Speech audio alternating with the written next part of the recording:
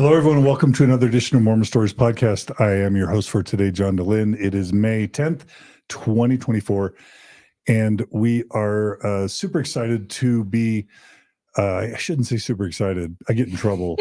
People are like, this stuff's so dark. You should never say excellent, that's awesome, or super excited. So we are somber and we are contemplative as we bring to you another in our series of discussions about Jodi Hildebrandt, Ruby Franke, and in this case, Kevin Franke. Many of you will know, if you've been following kind of global news or Mormon news, that once upon a time there was a family, a Mormon family called the Franke family, and there was a mom named Ruby Franke who started a YouTube channel called 8 Passengers that at its peak had, I think, over 2 million subscribers. She was married to a BYU professor named Kevin Franke. They had 6 kids.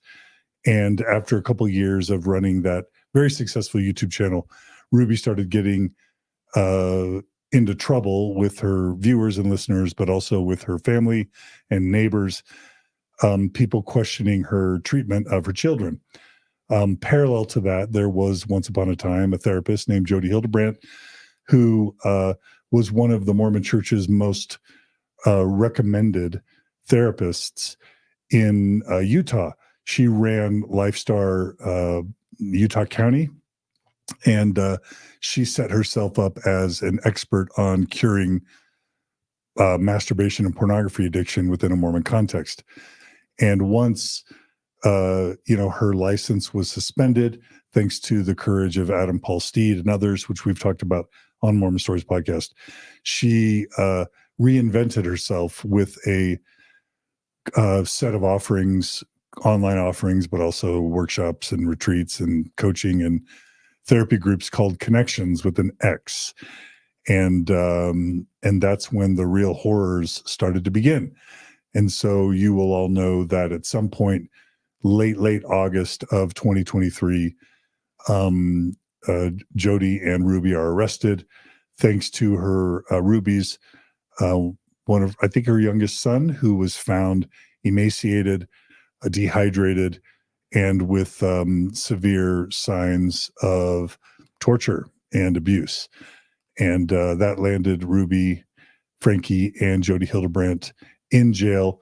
They have now pled guilty to multiple counts of child abuse, and that's kind of where things stand. They have not been sentenced, but several months ago, the police department released several pieces of evidence. We've covered this a lot on Mormon Stories Podcast, including a diary that Ruby Franke kept, which is really disturbing. We've covered that. They also released photos of the children and the evidence of abuse and torture. And then one of the really interesting things that they released were at least 2 police interviews with Kevin Franke, Ruby's husband. And this is not new news for those who've been following these cases really closely. But what I feel is that what really hasn't been shared is kind of the Mormon reaction to Kevin Franke's police interview. And specifically, it's his second police interview that was particularly telling, specifically around Jodi Hildebrandt and her tactics, both in violating so many codes of ethics with her clients, but also, how she ends up kicking Kevin out of the house and not only moving in with Ruby, but like sleeping in the same bed with Ruby. And it's this interview where Kevin sort of relates all of that, but also talks about things like demonic possession and priesthood blessings, etc. So I just wanted the internet, the world, to have a record of Mormons responding to not just Kevin Franke's second police interview, but also to Jodi Hildebrandt and her techniques from the angle of both, Mormonism, what is and what is not Mormon doctrine, but also maybe from sort of a mental health perspective of what's ethical and what's not ethical. So we have two really cool and special guests back on Mormon Stories. Both of them have been on before. The first special guest we have today back is Janae Thompson. Hey, Janae. Hi. Welcome back. Thank you. So fun to be here. Yeah. Even though it's a somber topic. It is. It is. I'm not super excited, right? No. Yeah. But it's always fun to be in the studio with you guys. Likewise. So, Janae, why don't you tell people what our interview with you was about, and then tell them why you have a connection to the story. Yeah. Okay. So our original Mormon Stories interview that I did with John several months ago, I just kind of told my story around becoming a widow within the Mormon church. My husband passed away in 2019, left me with 4 little kids. And it was really challenging. And the whole premise of what brought me to questioning where I was at with the faith and in my situation is, all the things that are promised within a religion that, when times get hard, your faith should get you through. Those things were not the case for me. And so it caused me to really question, what do I really believe? And in relation to how life has handed me these things that, of course, I never expected. And you don't when it comes to, the loss of a loved one and things like that. They're really challenging and difficult. You don't plan for those things. And I was always taught within the religion that, when life hands you those things, your faith will get you through. And my faith was certainly not getting me through. In fact, it felt more harmful than good. When people would say, "Oh, isn't it such a blessing that families are forever?" And I would just kind of look at them and I would say, my family is not together right now. And is this not part of forever? And so that really caused me to start to question, what do I really believe? And it just kind of opened up the floodgates of questions from there. And so we went into a deep dive on that previously. And then fast forward to about a year after my husband passed away, I was super struggling being a single mom. I had a really hard time transitioning into single motherhood.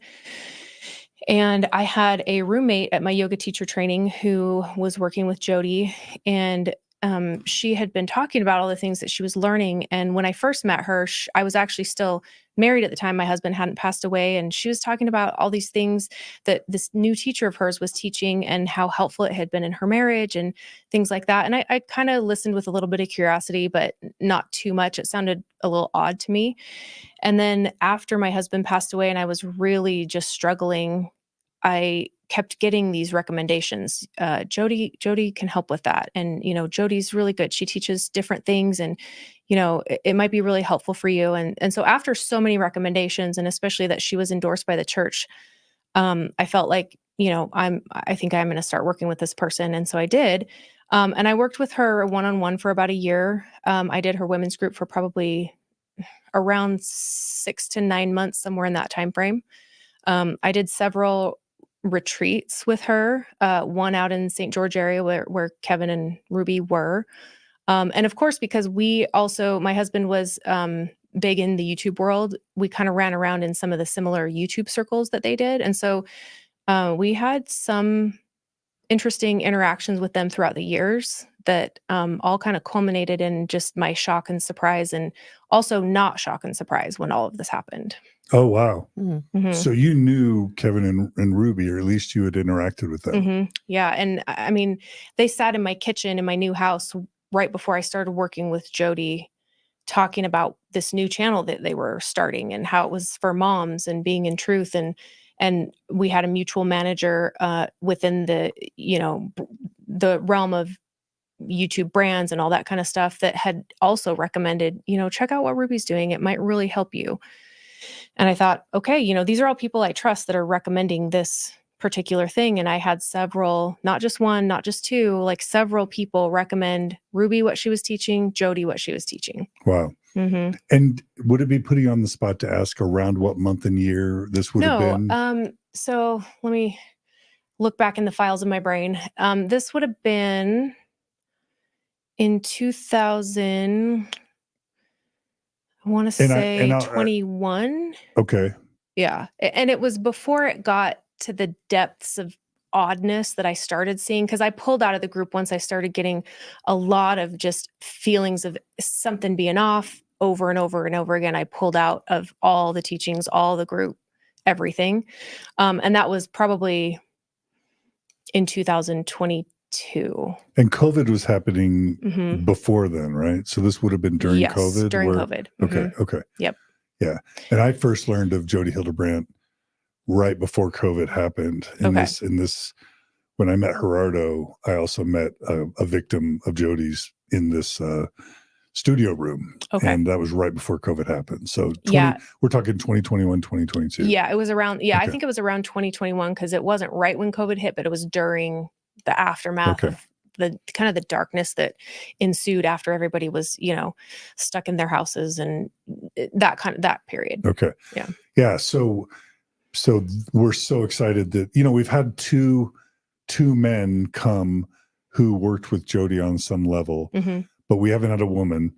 And your ability to talk, also no one that really knew Ruby and Kevin. So for all those reasons, thank you so much for coming back. Yeah, you're welcome. On the podcast. Okay.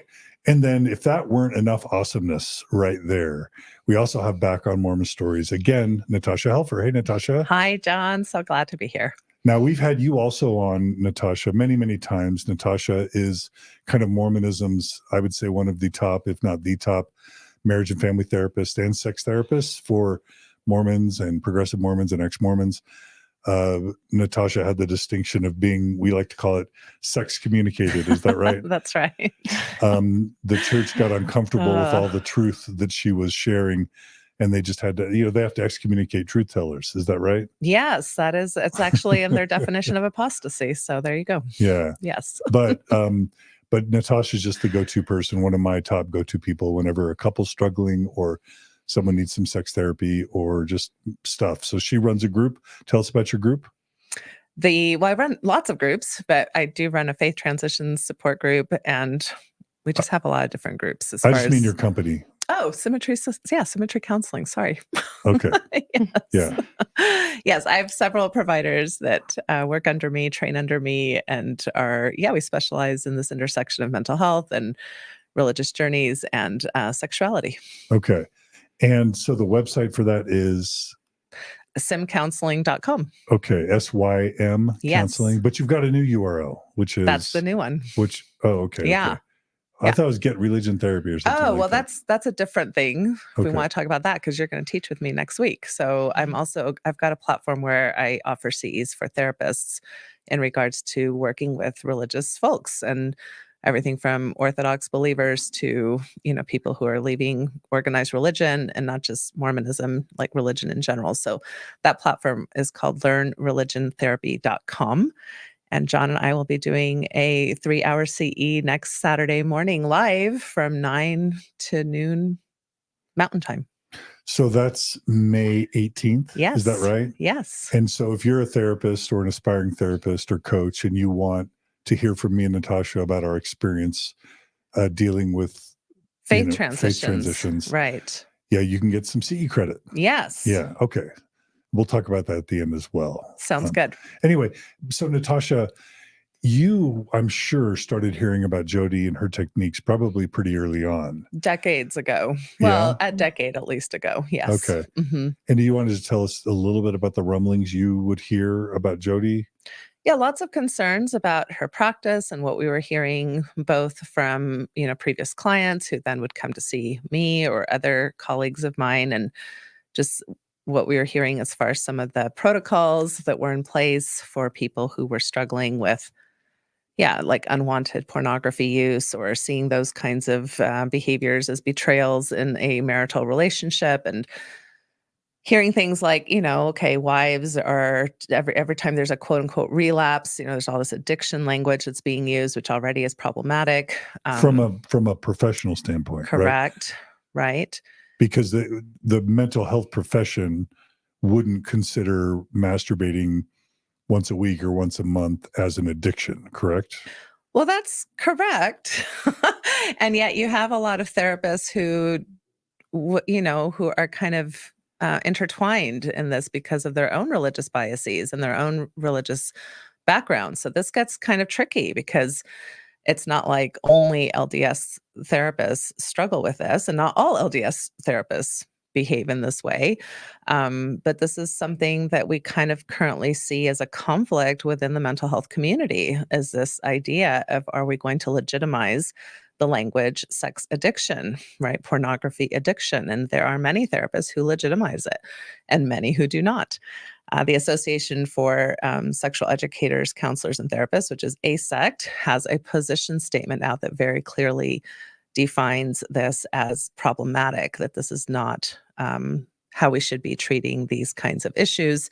And there is nothing in the diagnostic codes that says, okay, we can diagnose you with porn addiction. The ICD-11 now did come out with obsessive compulsive or compulsive sexual disorder, which is fairly new. And that also has some critiques around it. And it's, again, interesting to me because we already have OCD. We have compulsive behavior as a diagnosis. And sometimes sexuality can become compulsive, just like pretty much every human behavior. So it's always interesting to me when there's a super special diagnosis for something sexual, which speaks to the taboos that still very much exist in our overall culture.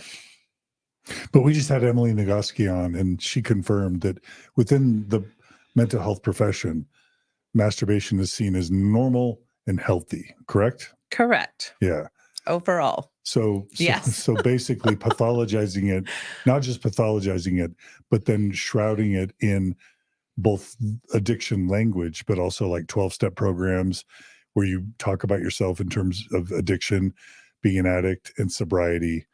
And that's what Jodi started out in substance addiction, residential treatment, and then moved into this profession. Yes. And that's no bueno, correct? No, there's no evidence-based, research that shows that any of these approaches are effective, and it really is considered unethical by many standards. But I guess where I'm frustrated is, like, just in the last month, I've spoken with two people who are studying in master's degree program where they are talking about sex addiction. And I'm like, wow. So that's why I'm hesitant. Like, I'm saying that there's a lot of misinformation even out there for therapists in regards to how they're being trained and who's training them and under what programs.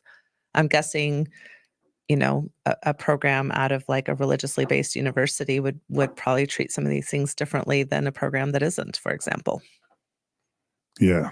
Yeah. Okay. So that's some context for what we're going to be talking about today. Again, I'm going to share my 2 cents. I do have a PhD in clinical and counseling psychology, and I spent 6 years treating Utah State University students and others who reported sexual addiction as well. So I do have clinical experience in this regard, but I also like to bring in the Mormon angle. Janae's going to talk about her experience with Jodi and the Mormon angle to the extent she wants. And then Natasha's going to also bring her mental health expertise. And we're going to just play Kevin Franke's interview and his second police interview. Our best research shows that the second police interview, Ruby and Jodi were arrested around August 30th or 31st, 2023 in Ivins, Utah, which is near St. George. Kevin had one first police interview right around that time. And then a week or two later, sometime in the September 2023 timeframe, he did a more extended interview. And literally what we're going to do is just play it. And Janae and Natasha, at any point where something really hits you that you want to comment on, we'll pause it, we'll comment on it, and then we'll go back and play it. Is that okay? Mm-hmm. And the only other thing I'll say is Margie was like, hey, man, you're not going after Kevin, are you? And Kevin's not in jail. I have friends who are friends with Kevin. And Margie was like, you're not going after Kevin, are you? And no, we're not going after Kevin with this episode. We believe in addressing systems more than people. And even with Jodi and Ruby, our point isn't to say how horrible they are or aren't. It's just to build awareness around what's healthy, ethical religion and unhealthy, unethical religion, what's healthy mental health services, and what's unethical, unhealthy mental health services. And unfortunately, Jodi and Ruby are going to help us illustrate that. But Kevin, if you're out there, if you're watching, we wish you the best, and we're not coming after you. Janae, anything else you want to add? Just that throughout these experiences, one of the things that's most important to me is learning from, the experiences that I have. So it's not about, attacking somebody or, what they've been through, but it's more kind of like what you just said. I'm really committed to myself as a lifelong learner. And when I have experiences that are outside the realm of, this is really what I want and what I'm committed to and how I want to live my life, like, working with Jodi and some of the things that she taught, I like to take a step back and analyze that and say, okay, where did I go wrong here? And within our humanity as people trying to become better in, every experience we have, that's kind of my motivation in this, in that, I'm not a perfect person in how I choose to learn. And, all the decisions I've made have not been 100% what I would do now, but learning from them, I feel like we can all learn together when, big things like this happen that just kind of blow our minds as far as like, how did it get to this point? Because in some aspects, I think had I not really been listening to my own inner guidance, I could have gotten to that point myself where I just was entrenched in these beliefs that are horrific, and so in that, I see myself as potentially that could have happened to me. And I'm so grateful that it didn't. And how can we learn together to be better at, listening to the inner guidance that we have and really like putting your foot down and saying, no, there's something really off here and this is wrong, instead of just going with the flow. I love it. Yeah. I love good intentions. And Natasha, I'm sure you just want better, more ethical mental health services to Mormons and others, right? Yes, absolutely. And also, I think good parenting information. So I guess I am noticing a reaction. As you said, we're not going after Kevin. I wouldn't necessarily use those words, but I do not see him as blameless in this situation by any means. And I do think that we're using specific people maybe to point out accountability. And I have been held very accountable. I'm very monitored by both professional and personal things in my life. And that accountability, when it's been pointed in my direction, albeit uncomfortable, has been a huge part of my growth experience. And so I just want to be clear that I'm not seeing as like the two people who are in jail are the only people who participated in problematic behavior, especially towards children and acting as parents. Yeah. And I would include Kevin in that. Okay. And I do not know him personally. Yeah. Okay. All right. Well, before we jump into the video, there is one set of slides that I've shown before on Mormon Stories, but I'm going to show them again and again and again until this message gets out. And by the way, while you're joining us, we want to thank our live audience and our non-live audience for joining us. Please subscribe to this channel on YouTube or Facebook or wherever you see us. Please like this if you can and share, because that really helps with the algorithm. So, and we will do our best to incorporate as many of your comments or questions as we can. And of course, if you're joining us live, we always appreciate your super chats. Okay. So before we actually jump into Jodi, whenever I do an interview, and I've now done probably 20 interviews on Jodi and Ruby. Court TV has me on quite a bit these days. I've done some stuff for ABC, Nightline, and others. And this is a presentation that I always like to start with. So I'm going to show some slides here really quick. And these are kind of the Mormon or the Christian sort of doctrinal foundations that I think the work with Jodi's work, and by the way, it's not just Jodi. There's Maurice Harker. There's many Mormon therapists that continue to do this sort of work that Jodi's been doing. And I just want to talk quickly about the doctrinal foundations. And y'all won't be able to see this, but I'll read it so you can know. So for me, it starts with the scripture in the New Testament, Matthew chapter 5, verses 28 to 29. Jesus himself said, "But I tell you that anyone who looks at a woman lustfully has already committed adultery with her in his heart." And then Jesus goes on to say, "If your right eye causes you to sin, gouge it out and throw it away. It is better for you to lose one part of your body than for your whole body to be thrown into hell." Now, it's already problematic that Jesus is just addressing men and saying, if you look on a woman, I guess that means women don't have sexual thoughts. Is that right, Janae Yeah, and Natasha? never. I've never once had sexual thoughts. I have 4 children and I know exactly how they were made. And I never once thought about it. No, wait, I did. But also Jesus is just going hardcore there and talking about plucking out your eyeballs and, just saying, having the thought, you've pretty much already committed adultery. And, I hate to put the beginnings of the blame at Jesus's feet, but that's a problematic scripture in my view. Natasha, do you agree or disagree? Oh, very much agree. Yeah. So we have lots of thoughts and feelings that do not mean that we're going to act in certain ways. Plus, you're already setting up the parameter for betrayal. That this must mean, if you think about something, it must mean something about your relationship with me, if I'm your spouse or your partner. And I think too, I have had cases in my career where people have actively tried to self-castrate, where really damaging self-harm has been accrued because of scriptures like that, especially when people are also dealing with OCD, scrupulosity, things of that nature. So these are very harmful things that some people might, not even bat an eye at and look over, but other people take very seriously.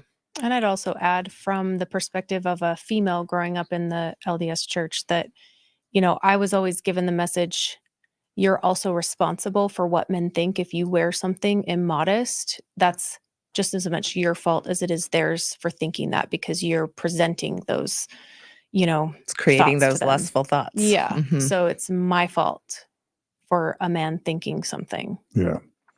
And that was that felt like a heavy responsibility at the time. Yeah. Like, oh my gosh, I can't wear something because what if someone thinks something? Yeah. Yeah. So I don't know how we fix the Bible, but that's definitely a part of the Bible I think we'd all agree needs to be fixed. No offense, Jesus. Okay, but it gets worse in the Book of Mormon, in Alma 39. I think that this is one of the most important things we could talk about. The Book of Mormon, which, by the way, is Mormonism's most sacred scripture.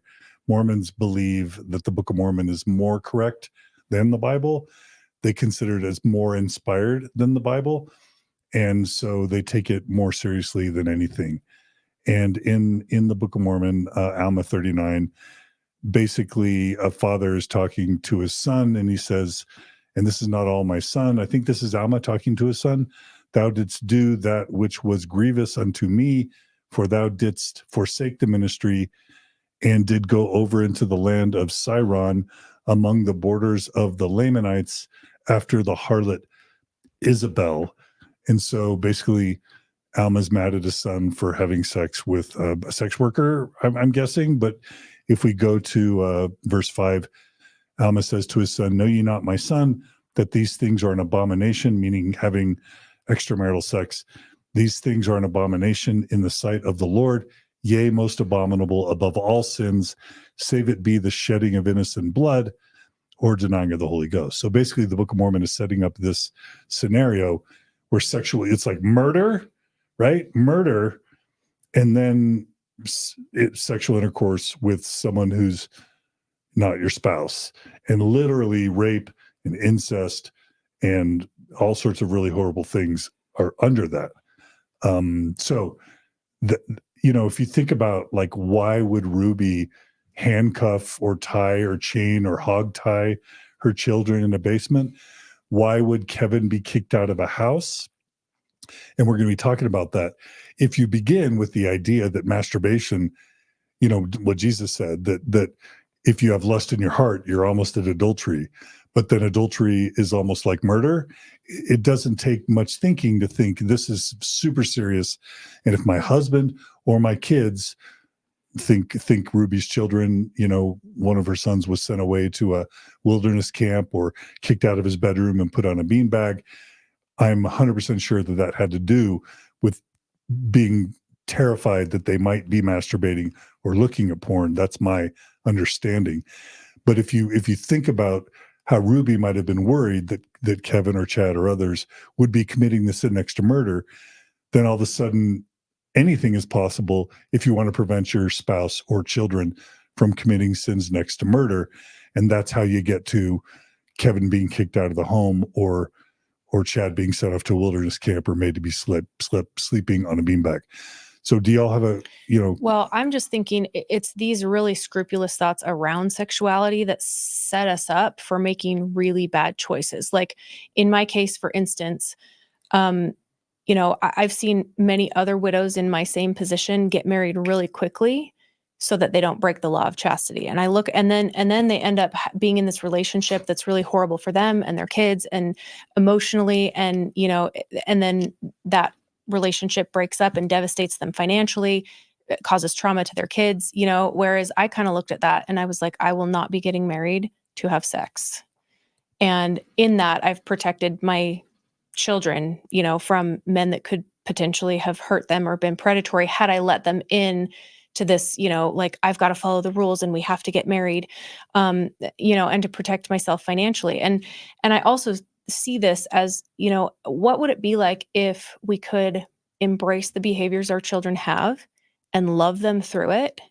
And instead of trying to control them, just allow them and talk through it because it's normal and natural. And what kind of a relationship, I just have to ask myself, would that create between parents and children if any behavior could be accepted as part of normal growth and behavior and progression, and we can have open discussion about it versus saying, I have to take your door off or I have to, do these things to make you stop doing this legitimately age appropriate, developmentally, behaviorally, like normal and typical thing that kids do and, men do and women do. Yeah. How magical could our relationships be if we could just talk about them rather than judge that? Yeah. Natasha, what do you think about the Book of Mormon talking about sexual, quote, sin being next to murder in severity? Yeah, this is really what got me started in regards to my advocacy work and being more open about speaking out against these kinds of beliefs, which is difficult to do, right? As a therapist, you're supposed to respect people's beliefs and values. But when beliefs and values are problematic and even abusive, and you see the results of them, I mean, I can't tell you how many adolescents I've seen throughout my career that are in actual self-harming mode, suicidal mode, because of the guilt around masturbation, which the Pediatric Association has normalized and said is normal human behavior since the 1950s. This is a form of child abuse. And it's so interesting to me that we have like 500 scriptures that talk about don't be judgy, don't fear, the love of Christ, all these love, but you've got about 4 scriptures between the Bible and the Book of Mormon that talk about sexuality in a way that, really impacts our LGBTQ community, really impacts our adolescents, really impacts this idea of human sexuality. About 4 to 5 scriptures from, however many thousands of years ago or hundreds of years ago that stick around in a way that become abusive to people and really stunt people's sexual development, relational development, psychological development. And so these are things that we can no longer hide behind God's skirts and say, well, but God said so, especially when we understand that many of these scriptures were written and translated in ways that who really knows what Jesus said, right? Who really knows what God is saying or who's interpreting what God is saying? And this is where I hold church ecclesiastical leaders responsible for being able to see these dynamics, and not just in Latter-day Saint land. These are beliefs that are in evangelical Christianity, are in high demand religions across the world. Yeah. Yeah. And I'm really glad that you mentioned, again, church leaders, because that's a great segue to a final set of slides. And by the way, people are like, get to the Chad interview already. The whole purpose of this interview is to give context, and specifically a Mormon context. And these are foundational scriptures that truly impact Mormonism. And now I'm going to show you the most shocking quotes of all.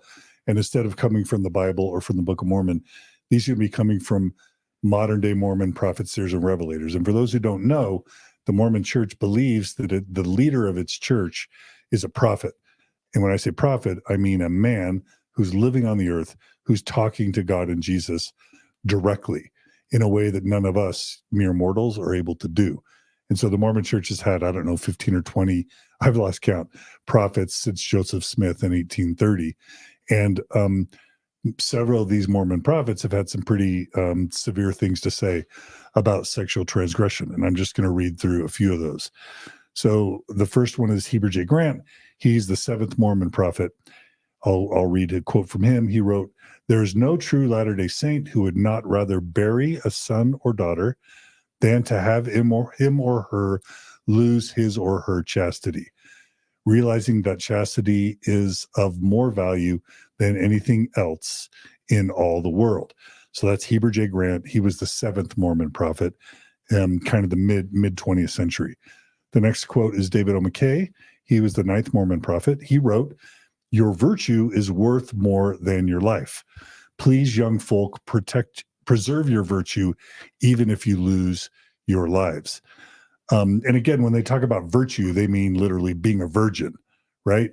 And they're saying it's better to die than to lose your virginity. Am I getting that wrong, Janae? Is that what you're hearing? That's what I remember hearing, because I heard those quotes growing up and thinking like, wow, okay, if I were to be raped, I should probably just hopefully die in the situation, because that would be better, because I would be, worth less if that happened to me. So I hope it never does. I mean, I remember thinking thoughts like that. Yeah.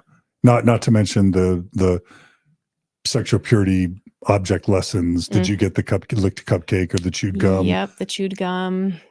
Tell us what the chewed gum analogy is. Well, it's like you put the gum in your mouth and then you take it out and, do you want this now? And it's like, oh, nobody wants that. Well, that's you. If you have sex, nobody's going to want you. Right. And you're damaged, right? Yeah. Damaged goods. I was like, oh, I don't want to be that. Right. That's for sure. Yeah.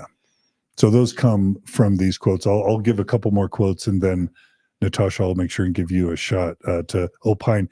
You may say, well, John, you're just picking prophets from like the mid 20th century. Well, there's more. So the next prophet is Spencer B. Kimball. He's the 12th Mormon prophet. He's quoted as saying, "It is better to die in defending one's virtue than to live having lost it without a struggle." And then if you think it's just for the really old ones, Gordon B. Hinckley, the 15th Mormon prophet, he wrote, "I know what my mother expects. I know what she's saying in her prayers. She'd rather have me come home dead than unclean." Okay, so that gives you a sense for the stakes here. And again, what would make you kick your husband out of the house or hog tie your children or chain them to a pipe? Well, if you think they're about to commit a sin next to murder, I mean, the scriptures say better dead than unclean. So maybe hog tying your child is better than having them killed. So like that may seem extreme, but that's how people like Jodi Hildebrandt and others monetize Mormon sexual shame. And we all know Jodi Hildebrandt had like a $3 to $5 million home. Like, Natasha, do you have a $3 to $5 million home as a therapist in Utah? I do not have a $3 to $5 million Well, home. you haven't been adequately monetizing sexual shame. I guess I have not. I've been trying to get rid of it. Damn it. It's not as lucrative, right? It's not as lucrative to get rid of it. No, literally. And Janae, you may be able to speak to this, but like my understanding is Jodi would terrorize like grandparents and say, "I know you've got a bunch of money in your retirement, but your children or grandchildren need 10 to 20 grand a month to pay me because I can cure them of their sexual addiction." And she was bringing in for many clients several $1,000s a month in fees of individual therapy, couples therapy, and then all the group therapies, plus her materials. Yeah. And I can't speak to those big and older clients. I don't know. But what I do know is when I learned where her house was in that area, I was shocked to think, wow, I would love to be able to live in that area, just like, how is she doing that? Yeah. And it would make sense that, there was some really what I would consider unethical use of, the credentials that she had that were being endorsed religiously. Yeah. Just to put this into perspective, I mean, most insurance companies and most reasonable therapists that I know are charging somewhere between, $100 to $175 an hour as far as being reimbursed by insurance companies. And a lot of insurance companies, quite frankly, pay us even much less than that. Mhm. And, you go to therapy about 4 times a month at most. And so you're thinking, at most you're spending less than $1,000 easily. And from what I'm hearing, as far as what people were paying for these programs and these groups, is in the $20,000 to $50,000 kind of set for a few months of work, right? Or maybe 9 months of work. And so that just speaks to the desperation, I think, that people have, and the manipulation of what you need to, quote unquote, get saved from these things. And as you were talking to John, I just think too of the term that I hear used in my view, oftentimes colloquially, very inappropriately, is this betrayal trauma. I'm not trying to minimize that somebody like Ruby might feel very betrayed in a system like this, where you're being taught, oh my goodness, if my husband even has a lustful thought, that means that he's basically cheating on me. So I'm not necessarily blaming people for feeling that type of betrayal. But again, the system basically creates it. It creates this sense of teaching that that's how you should feel. And that's the reaction you should have. Yeah. Thank you, Natasha and Janae. There are a couple more slides I'll just show super quickly, and then we'll get to this. We'll get to the interview. I just grabbed some slides off the internet, like typical Mormon slides that we shown to people. Here's a slide that basically shows the top 3 sins: denying the Holy Ghost, which means basically saying that the church isn't true. That's the worst thing you could ever do as a Mormon. But then second is murder, and the third is sexual sin. And there's a quote from Spencer W. Kimball: "We need to constantly guard against immorality, pornography, and sexual permissiveness that would destroy the purity of family members, young and old. Perhaps I sound like an alarmist. If so, it is because I am alarmed. And so are my brethren in the First Presidency and the Council of the 12 Apostles and other general authorities." And, it goes on. President Kimball said about masturbation: "Masturbation, or rather common indiscretion, is not approved of the Lord, not of his church, regardless of what may have been said by others whose norms are lower. Latter-day Saints are urged to avoid this practice.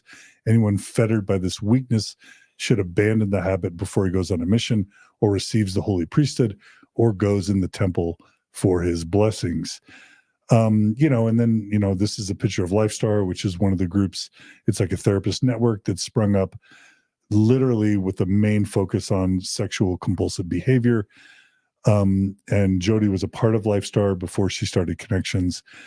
And, Sons of Helaman is another group that came out. Maurice Harker is one of the therapists with Sons of Helaman, but that was this whole therapeutic concept to help save young men and women from the plague of masturbation. And then of course Connections was Jodi's grift in that way. Okay. And let's be clear that those organizations are alive and well. Yeah. Right. It's not like, oh, Jodi Hildebrandt, finally, we got her license taken away. This is over. No, these organizations are alive and well. And as you were talking about those lists, right? Like, what was it? Murder, Rape, the spirit. yeah. You notice that it's like permissiveness and pornography. Like, those are the sexual dramas that we're talking about. Who's mentioning rape? Who's mentioning incest? Who's mentioning sexual coercion? Pedophilia. Who's mentioning, like sexual slavery? We're not mentioning those things. We're attacking basic sexual behaviors that most humans engage in and making people feel like they're the worst humans in the world. Yeah. Yep. Okay. Well, so that's kind of the Mormon context. Now, I'll ask everyone again, please like this episode or share it, and please subscribe. And we'll go ahead and jump in now to Kevin's police recording. Again, this is around September of 2023. His wife Ruby is now in jail at this point of his interview. So is Jodi, and the police are trying to figure out what happens. And so this is going to be Kevin telling his story of how he got kicked out of his home, and how his best understanding of how it ended up where his children were being tortured and his wife and former therapist ends up in jail. Anything else, Janae or Natasha, you want to say before we jump in? Just a couple other comments. I did specifically ask Jodi if she would take insurance when I worked with her, and she was like, "No, I won't take insurance. You just have to pay me directly." And I thought that was odd because I was like, "You're a licensed therapist, so you should be able to take insurance." But it did come at, a much higher rate. And what Natasha was saying, it makes sense because it sounds like she would have gotten a lot less. And so she was really working that system for sure. Yeah. She's also had her license suspended at least twice. But weirdly, she was speaking at a global conference for women years after her license was suspended. So the Mormon Church, and there was the Eternal Core Conference, which had a bunch of the top Mormon therapists. Like somehow Jodi Hildebrandt remained a top Mormon therapist long after she had had her license suspended. And bishops were referring people to her. And the Mormon Church was even paying many of her bills, according to her niece, Jessie. So, and we also know through the Ruby Franke journal that Jodi Hildebrandt was meeting with Brad Wilcox in the Young Men's First Presidency for the Global Worldwide Mormon Church. And Jodi Hildebrandt was meeting with Jeremy Yagi, one of the general authorities for the Mormon Church, literally, as I understand it, weeks before she was put in jail while the kids were being tortured. So Jodi maintained connections with top Mormon church leaders up until her arrest. And she used their names as a way to get credibility with her clients. Is that right, Janae? Yeah. And I didn't know those names when I was working with her, but she was very open about working with local bishops, working with stake presidents, and working in those higher tiers of Mormon leadership. Yeah. Right. Which, by the way, I was kicked out of many years ago because, I'm doing ethical work. But I do want to clarify one thing, that it's not uncommon for therapists to do self-pay. In this day of insurance, it's very challenging to bill insurance. So a lot of therapists will just do a super bill or will help you submit your paperwork to an insurance company. And some therapists do, have kind of put in their stripes to get paid more than maybe what an insurance company would pay them. So there are those reasons. I want to say that's not necessarily uncommon to not take insurance. Super common. It's super common.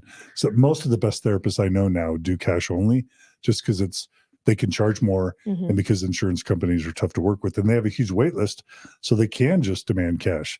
We're not really necessarily denouncing that per se, but we have a good sense that one of the reasons Jodi was doing cash only, aside from making a crap ton of money, is she had her license challenged multiple times and wanted to operate outside of her license, the ethical code and of her license, right? Yes. Okay.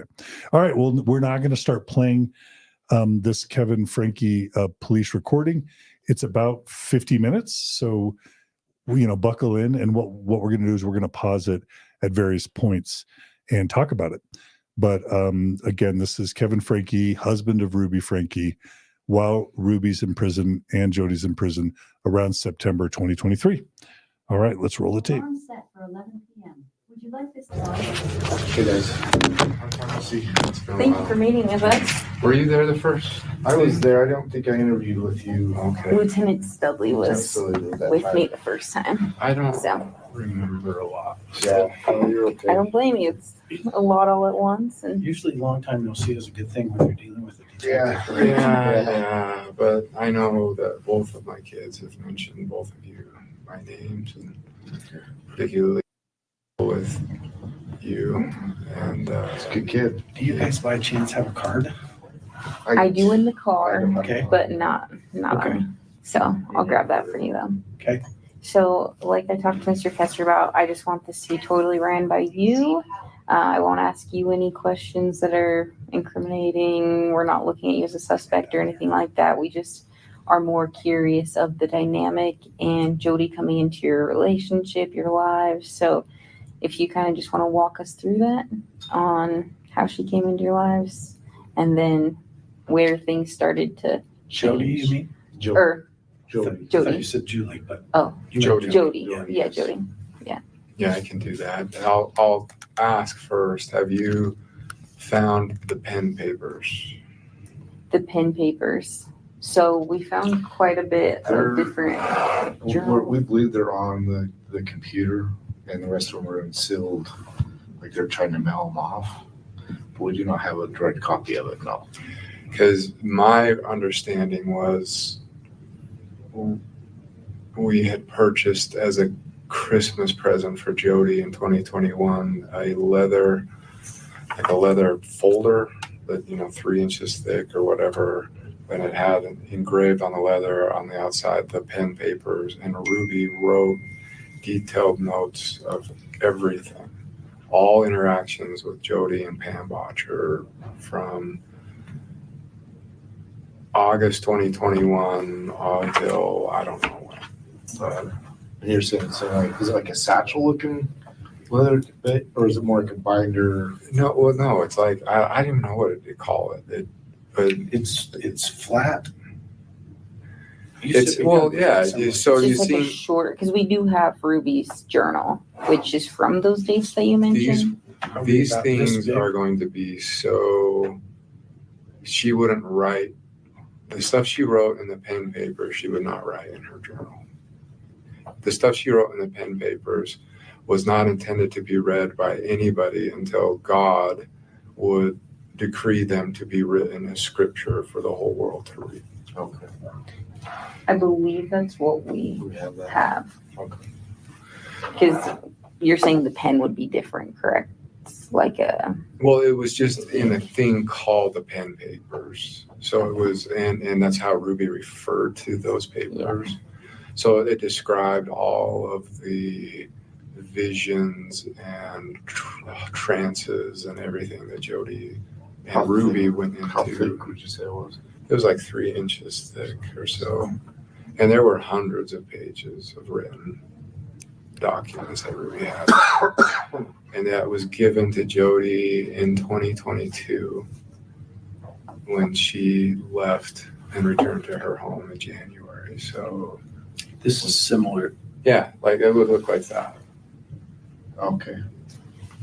that's not, All right, really quickly, I'm just going to pause that to begin with. Now, this strikes at a core Mormon doctrine. So, for those of you who don't know much about Mormonism, Mormonism begins in allegedly in 1820 when a young man named Joseph Smith, somewhere between 13 and 15 years old, depending on which of his accounts you read, he claims to have had a visitation from God. And well, his first account was from God, the Lord, and then it changed over time to being God and Jesus when his theology changed. But Mormonism starts with a human receiving a visitation from God and Jesus, under the belief that God can not only visit you, but angels can visit you, like in Joseph Smith's case, the angel Moroni, but also there's the scripture that Mormons like to quote from, James, if any of you lack wisdom, let him ask of God, who giveth to all men liberally and upbraideth not, and it shall be given unto him. Mormons are taught that the Holy Ghost can inspire us and even give us personal revelation. So this idea of prophets receiving revelation, but also members receiving personal revelation is a core Mormon doctrine. And so they're talking about these pen papers in addition to Ruby Franke's journal. It is weird for Mormon women sometimes to be claiming to receiving revelation because Mormonism is such a patriarchy that it's normally the men that are claiming to get the revelations. But this idea of communicating with God, communicating with angels, receiving personal revelations, even writing them down, and then, even going farther and claiming that you're talking to God, angels, or prophesying, that's normally activity that's, reserved within Orthodox Mormonism for the prophets, seers, revelators, and apostles. But, why not? Why not regular members, and why not Jodi? Because, and this is where, Chad Daybell falls in this camp, Lori Vallow falls in this camp, a lot of Mormon preppers fall in this camp. Once you teach Mormons that their thoughts or their feelings come from Jesus or God, and that they can receive personal revelation, how do they know when a thought or feeling that they're having is from God or Jesus, or is just their own mind? no one was ever able to explain to me what the difference is between the Holy Ghost and my own thoughts and feelings. And when you add to that, in chapter 4 of First Nephi in the Book of Mormon, one of the top key Mormon prophets, Nephi, being told by God or an angel that he should chop off the head of a man who has a book that he really wants. And again, it's his thoughts and feelings and a vision telling him to murder somebody. All of a sudden, any behavior is possible if you believe you're being influenced by God or Jesus. So it's not to say most Mormons murder their kids or even think that they're receiving prophecy, but a lot do. Janae, what do you have to say about this? Well, I think that's also where there's a lot of confusion within the church, because I remember, I think it was April 2018, where, Russell Nelson came out and was really talking about in his conference address about personal revelation and how important it is to have personal revelation and how, you're entitled to personal revelation. And so, I think that gives people the idea that they can have personal revelation. But what I have found is you can have personal revelation as long as it's in alignment with what's already being taught. And if it's outside of that, it's wrong. And within the context of the church. And if it's outside of that, but it's within, the realm of more in-depth gospel teachings, then it's like, well, maybe you're actually more special than the rest of the congregation within Mormonism. And that's where you get these people, like Lori Vallow and Chad and people that think they're more special than the rest of us because they're hearing the words of God directly from them. And yet that is what the prophet teaches you can do. Yeah. Yeah. And the church tries to make sure nobody's claiming to get revelation for the church Right. or for other members. But my point is this teaching that your thoughts and feelings can be communication from God is a genie that gets out of the bottle way too much. Whether it's an extreme case like a Mormon prepper who's starting to teach that he's the Davidic servant or the one mighty and strong as prophesied by Isaiah and the Doctrine and Covenants to usher in the second coming of Jesus. That's where the whole Visions of Glory, Avram Gileadi stuff is that we've talked about that inspired people like Chad Daybell and Tim Ballard and others. But it even goes as too innocuous as a Mormon husband that wants to manipulate or influence his wife or children, giving them a husband's blessing or a father's blessing, where really he just tells them to do what he wants them to do. And maybe he even really believes it's coming from God or Jesus. Because again, if it's your thoughts and feelings that God or Jesus inspires you through, how is that Mormon man supposed to know the difference between his own patriarchal abuse and literal inspiration from God and Jesus? Natasha, I'm guessing you've got experience with this. Yeah, I mean, this is tricky. This is a tricky space because when, as a member of the church, this is one of the things I really enjoyed about our doctrine, that we're not just sheep that have to follow whatever the prophet says, that there is this capacity for us to have a personal relationship with our Savior or the divine or whatever you want to call that. And at the same time, I think it does lend to problematic issues, like you just mentioned. I mean, we have an interesting thing going on right now with the president of the Relief Society, right? So President Camille Johnson, she basically got personal revelation that she shouldn't follow the current prophets and went and got her law degree. And yet she's the general president of the church today, right? And many women are kind of looking at that like, well, hold on a minute. Why did you get that personal revelation? I was just following my prophet and didn't go forward with career aspirations. So that's an example of something that I think actually was healthy. I think that was a healthy choice for Camille Johnson in her own personal life to follow her own personal ideas instead of just following whatever some older leader said she should do with her life.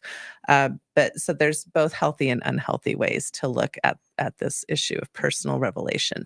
And I would agree with you, Janae, that the LDS, if it comes to the attention of LDS leaders, what if your personal revelation is offset from what they have said, then they discount that. Like my personal revelation that masturbation was not a sin was not considered revelation.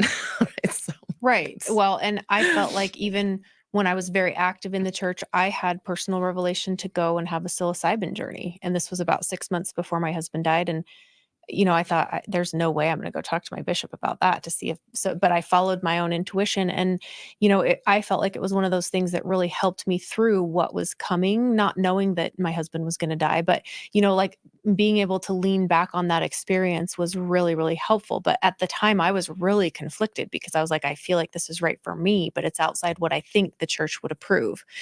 And what's really interesting about what Kevin says there is, he says they were waiting for God to come again, and these papers are going to be revealed as if they are, being prepared as scripture for the body of the church, or for the body of, is Christ going to share these?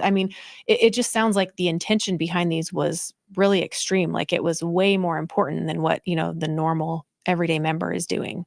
Yeah.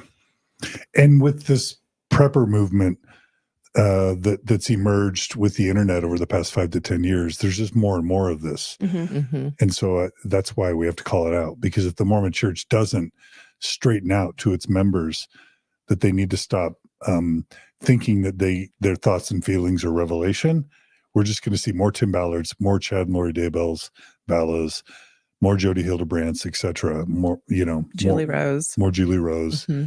So that's why we're calling it out. And the Mormon church knows how to fix stuff. They excommunicated me because they didn't like my podcast. They excommunicated Natasha because they didn't like her ethical sex therapy and marriage therapy. So they know how to be vigilant and excommunicate bad actors. They just need to turn that on their prepper members, and so we hope they will. All right, let's go back to the video. The journal that we have. So I just realized it's something Jodi. So we didn't even really talk about the actual pen papers, but the Ruby's journal has been released as a PDF. We've already covered that on Mormon Stories. These pen papers just sound like Jodi's receiving revelations from God and writing them down, and she's convinced Ruby and Kevin and others that she's literally receiving revelation from God. And what is novel about that, I don't know if you guys like it or hate it, is that it's a Mormon woman receiving revelation for men. Do you is that good or is that dark? Like, I don't know. What do you guys? It's conflicting messaging because, I think it's great for women to be able to, speak out and have a voice and be heard, of course. But again, it's that conflict of, okay, well, within the Mormon church, you have to have a calling for that, right? Does she have a calling? So no. So, within the confines of what the structure is around the religion, it's not appropriate. Yeah, it would be great if we could get revelators in the church that were women. Yeah, absolutely. It would be great. Yeah, but maybe not Jodi, right? I would say not. Probably Jodi. not. That wouldn't be my first choice. Yeah. So I'm hoping the police have these pen papers, and I'm wondering why they weren't released along with Ruby's heavily redacted journal. From what I've followed, I'm not sure that I think they were hidden or they can't find them. Okay. And I'm not sure about that, but that's kind of what I gathered is there was a point where they had them and then they didn't take them. And so they were hidden by somebody. Okay. Well, if any of you current viewers or listeners know where the pen papers are, go ahead and share it in the comments and we'll share it. I'm super curious to know what's in those. Or afterwards, you can email me at mormonstories@gmail.com because I'd like to read those pen papers. I'm having deja vu right now with secret Book of Mormon pages that are hidden. Right. Like the lost pages. We're having lost pages issues. The sealed portions of the Book of Mormon. Yeah. All right. Let's keep going with the Kevin Franke police interview. Second. They would not want found. Yeah. But she wouldn't want to destroy it. Because we didn't find that in the home. Found an empty one. We did find an empty one. I remember saying, there's an empty thing like that. Yeah. There's a full thing, but it was If the empty one says the pen papers on the outside of it, then they emptied it. I don't remember. We'll go back through our photos and see if that's because everything in the home was photographed. So. If you're interested in Pam Botcher, that's going to tie Pam Botcher to all of this. What's in those documents? Okay, so can I just interrupt a minute? I'm sorry. Sure.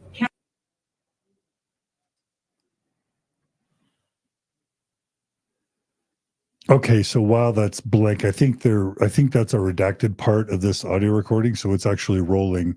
So while it continues to roll, I'm just going to say that everyone's saying that Pam Is Botcher it okay to bring may the have the puppies? pen papers. Yes, we want the puppies, right? Okay, Okay, so why don't you finish here and then call me when you're done and we'll, okay. Hey, will you let the bailiff know we're in here so she can bring us a copy of the order? okay, let me see if I can find it. Okay. Thank you. In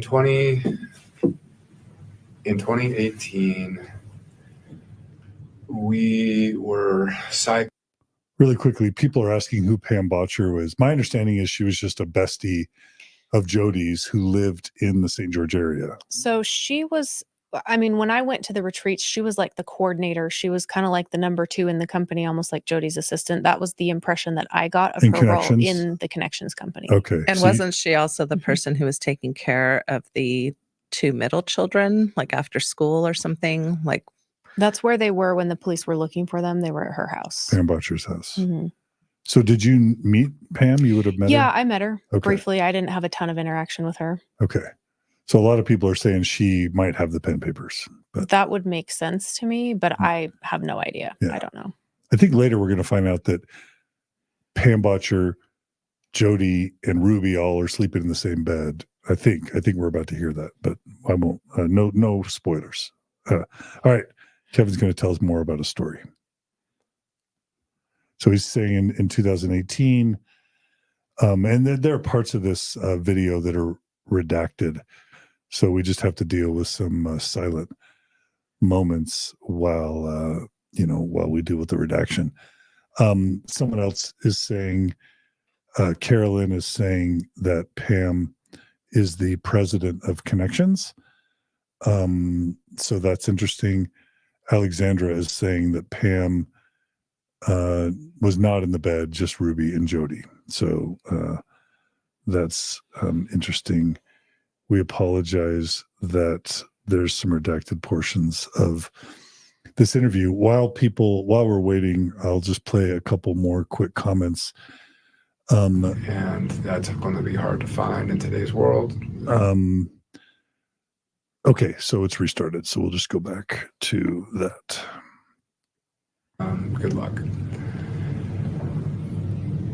Ruby had a very close friend named Paige Hannah, who lives in Mapleton, who was a massive fan of Connections and Jodi Hildebrandt. And in fact, the Hannahs are on the cover of their book. If you've probably seen them.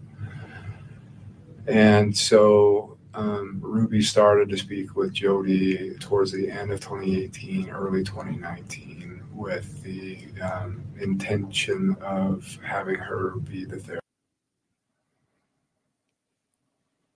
to Jodi. Jodi always had a larger interest in communicating with the parents more than with the actual patient, which I've always found curious. But her theory was, if you want to help your child, you have to help yourself first, and then you'll know how to help the child. So she spoke with Ruby frequently, and the frequency of their communications ramped up. And then the first conversation that Jodi had with Chad was in June of 2019 while we were on a trip to the East Coast.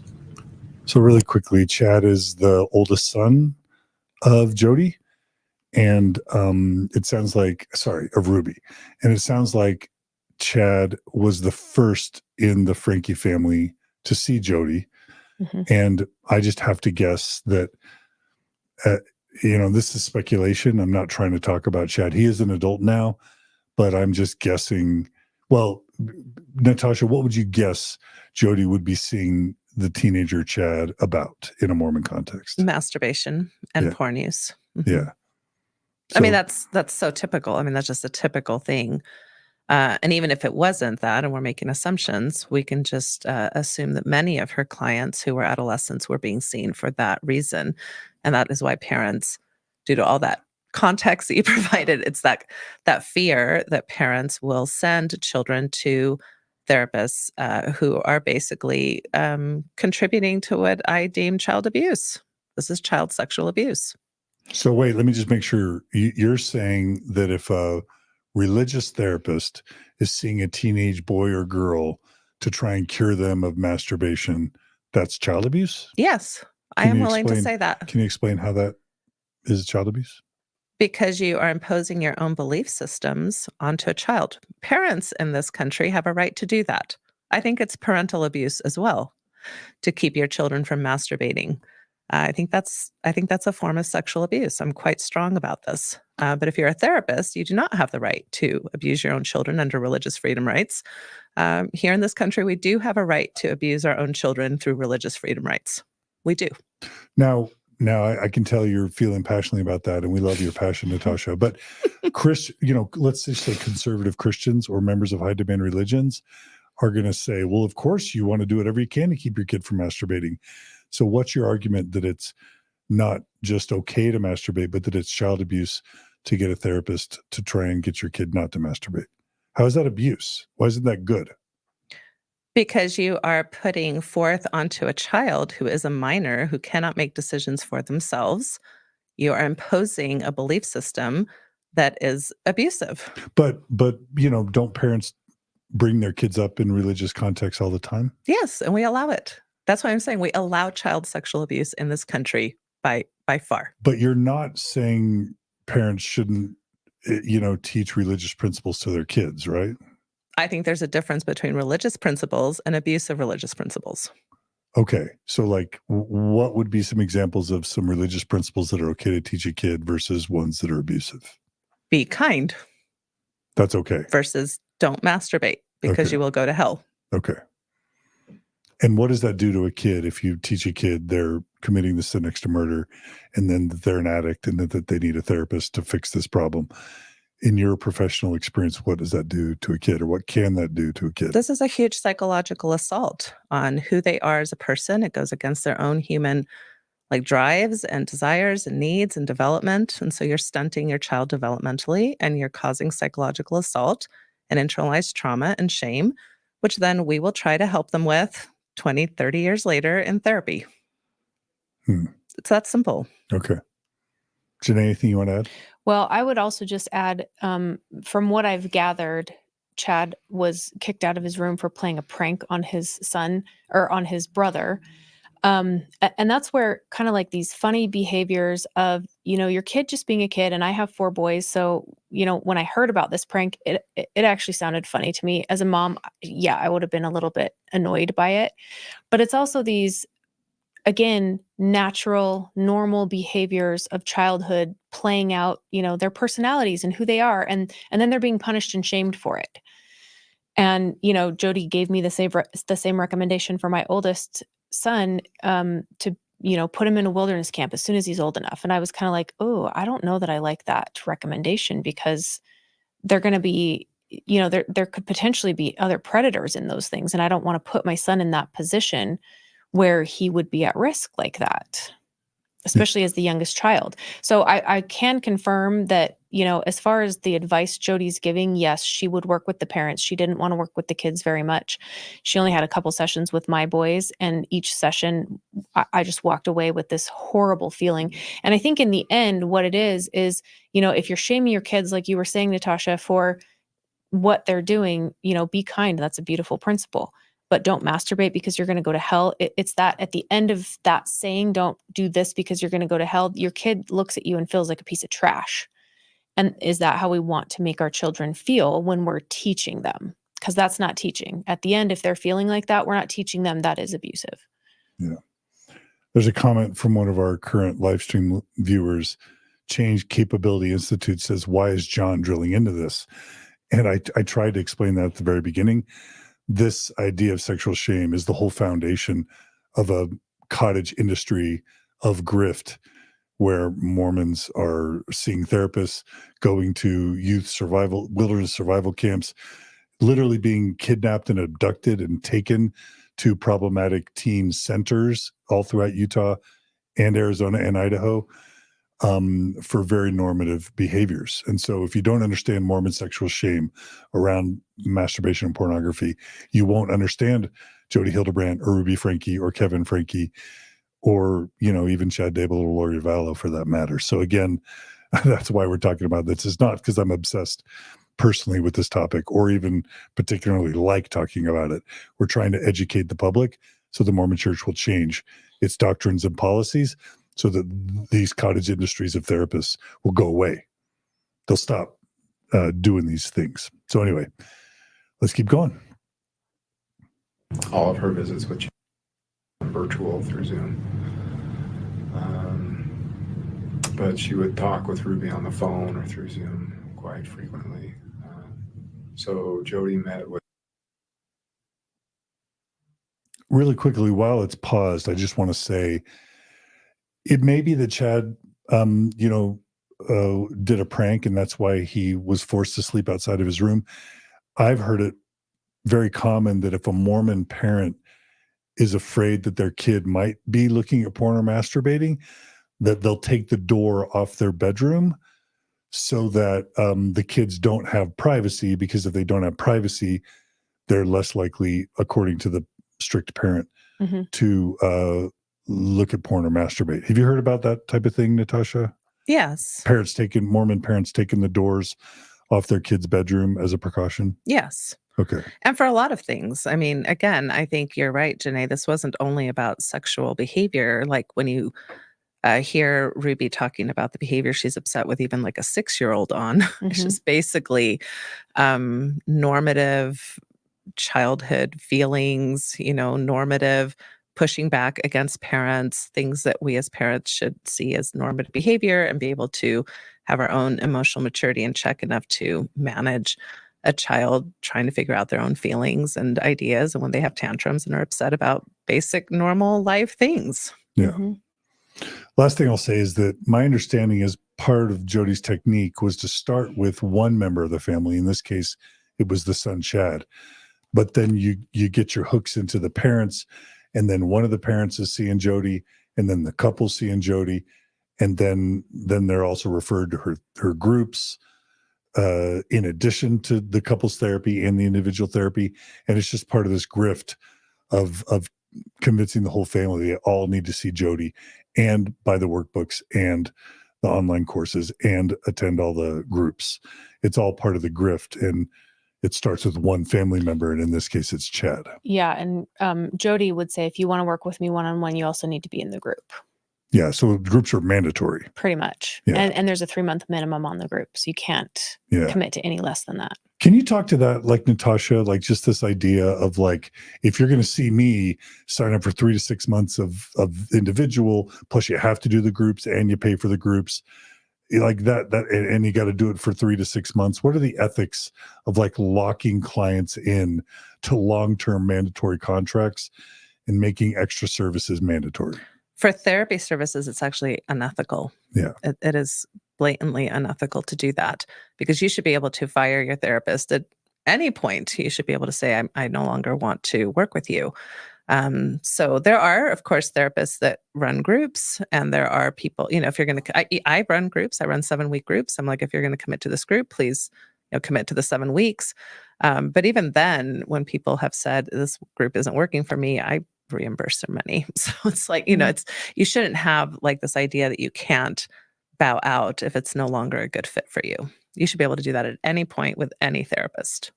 Yeah, I literally have never told a client, when I worked with clients, either as a therapist or as a coach, you have to do 2 sessions or 5 or 10 or 3 months. Like, that's ridiculous. Like, I know that if I'm not working well with a client, they need to fire me and find someone better. And I'll be the first to refer them. But to lock people in, no, you should shop around and find the best therapist that works for you. Run from a therapist that forces you into long-term contracts. That's horrible. And it kind of felt like it was one of those things where when you first go into the group, it was just a little bit like, whoa, I don't know if I really want to stay here. But like the longer you kind of drank the Kool-Aid, the more likely you were to get, entrenched in the teachings. And so I feel like, just from my perspective, that's why there was a minimum commitment there, was so you wouldn't run the first session. Mm-hmm. Yeah. Mm-hmm. Okay, let's keep going with the Kevin interview.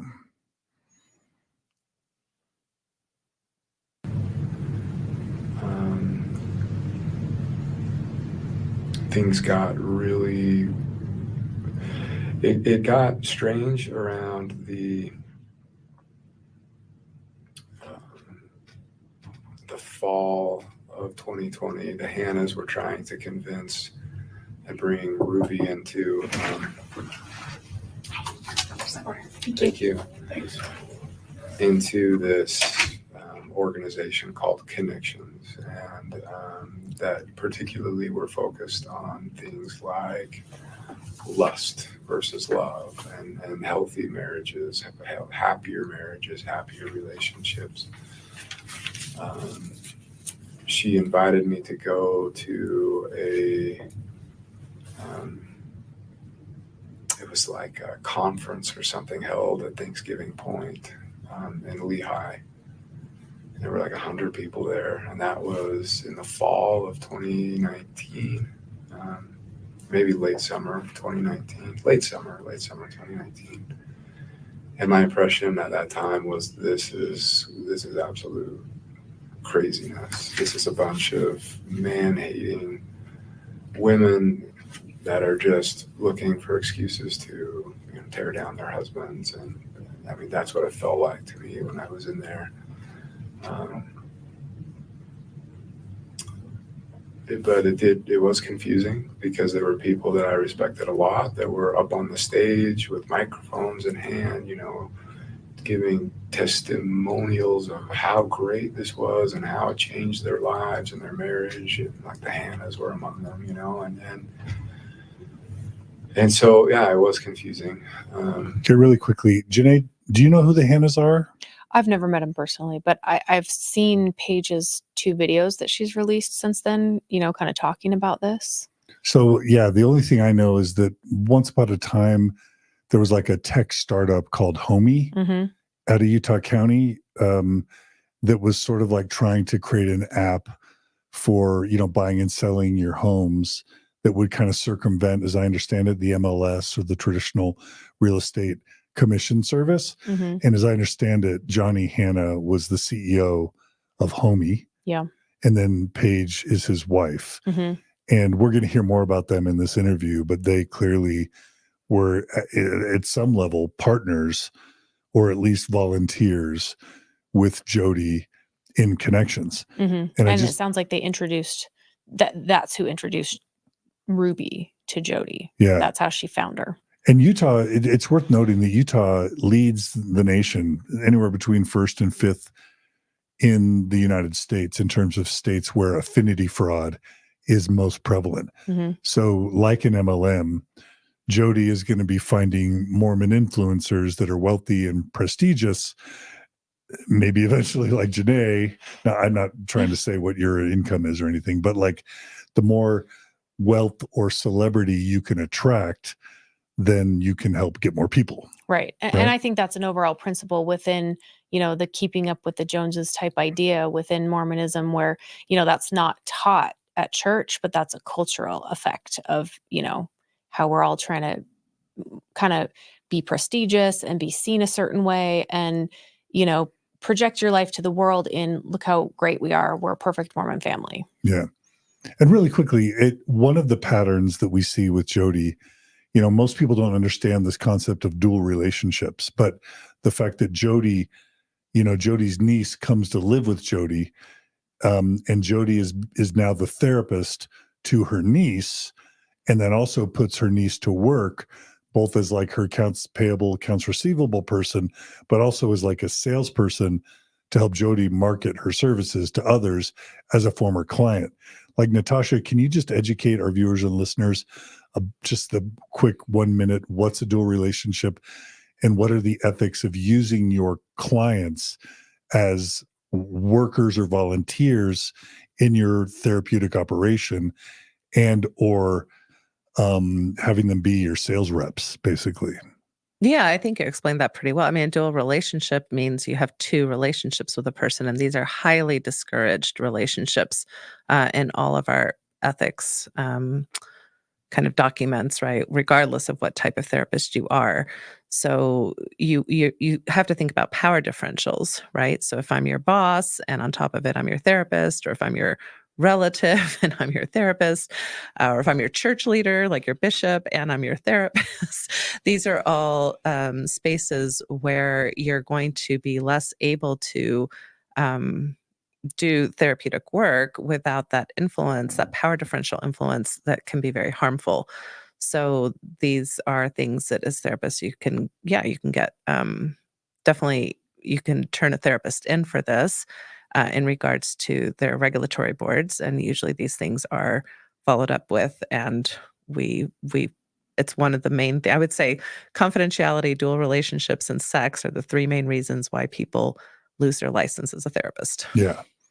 So a therapist should never treat their spouse, their parents, their kids, their aunts, their uncles, their cousins, Their friends. their coworkers, zero dual relationship kind of garbage going on, let alone hire them to work for them or have sex with them or marry them or date them or use them as sales reps to shill their Definitely services. not a sales Well, rep. Yes. And I think this is really capitalizing on the pattern that the church teaches around missionary work. It's like, okay, now you're converted, go convert somebody else. Yeah. We're taught that from the beginning, go share. Yeah. Yeah. And yeah, check out Paige Hannah's video or two that she's released recently. I haven't watched the whole thing, but I'm sure the Hannahs are probably as much victims as anybody. Mm-hmm. So we're not necessarily trying to call them out or shame them. All right. But one last thing, Natasha. Notice that Kevin's initial response to what he was experiencing in Connections was that it was a problem, that it was against what he felt was good, against what he felt was right. But then all these influential people were doing it. And so he kind of pushed down his inner voice or his intuition. Now, on the one hand, therapy can be uncomfortable so that you're going to not necessarily like what you're hearing if it, if it's causing you to make changes. So on the one hand, it might be normal for someone to not always be comfortable, like with exposure therapy. Like if somebody has obsessive compulsive disorder or some sort of spider phobia, they're not going to be excited about holding a spider in their hand or, being asked to confront their obsessive thoughts with behavior that neutralizes the anxiety and helps condition them to live a healthy life again. On the other hand, people should listen to their intuition, right? What do you think? How do people navigate that, Natasha? Yeah, well, even with something like exposure therapy, you're meeting the therapist, you're understanding the reasons why exposure therapy might be helpful. You're feeling comfortable with the therapist who's then going to ask you to do something uncomfortable, which I think most people who go to therapy recognize there's going to be some discomfort in going. I just saw a first client today who was like, this is really uncomfortable to just show up in this space. I'm like, of course it is, right? You're going to be sharing some vulnerable stuff about your life and you've never met me before. That's uncomfortable. But hopefully by the end of the session, we'll see if you feel comfortable with me, with my personality, with my approach, with my recommendations. And I'm going to be asking you if you are comfortable with that, right? So a lot of how good therapy is practiced is client driven, right? We want to make sure our clients are comfortable with our approaches and that they are builders of the treatment plans and collaborators of what we're going to be doing in therapy together. That doesn't sound like what he was experiencing. What this sounds more like is groupthink, right? So that he went into a space, he was initially very uncomfortable. And yet we're all vulnerable sometimes, especially with some of the things you've all been talking about, influence, and I respect these people, and I know these people, some of these people are my friends, and now they're telling me this is the way. And so we're all vulnerable to that kind of groupthink mentality that over time you get more and more comfortable with things that initially felt off. Yeah. And it sounds to me more like rather than him having a choice in, let me look at this, let me see if this is something that would work for me. There's all these people ascending on him, trying to convince him, which, that's a lot of force that was happening within that. And that's a lot of pressure for one person to kind of withstand, especially if your spouse is really wanting you to come and listen to this. Yeah. But, I got the same sense when I was in the women's group, this feels like man haters. and then in my mind, almost from the training that I got, from the scriptures about not being judgmental and things like that, it's like, oh, well, let me reserve judgment and let me just see, and let me, not listen to that voice inside myself saying, maybe this is that man hater type energy. Do I really want to be in that? And blaming myself for being judgmental.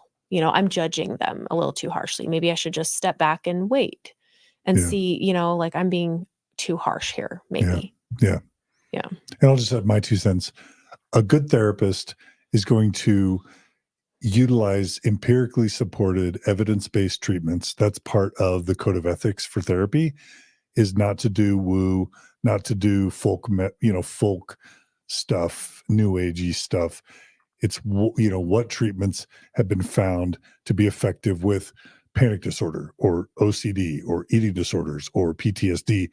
They're going to use empirically supported treatments. And when it comes to your inner voice, they're not going to be telling you what you should think or feel, telling you what your values should be. They're going to be asking you to tune into your inner voice and to get to know your own internal voice and your own value system, not trying to impose one upon you.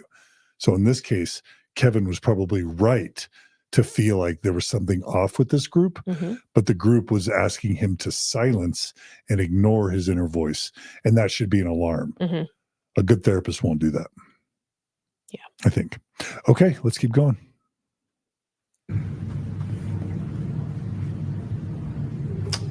Ruby, then we went on a trip with the Hannahs to the UK in October of 2019. And I swear the whole objective of the trip was to convince me to get into connections, because all of them were in it except me. But they made some really eloquent arguments, and I agreed to join a men's group with Jodi in January of 2020, and I would do it for 3 months.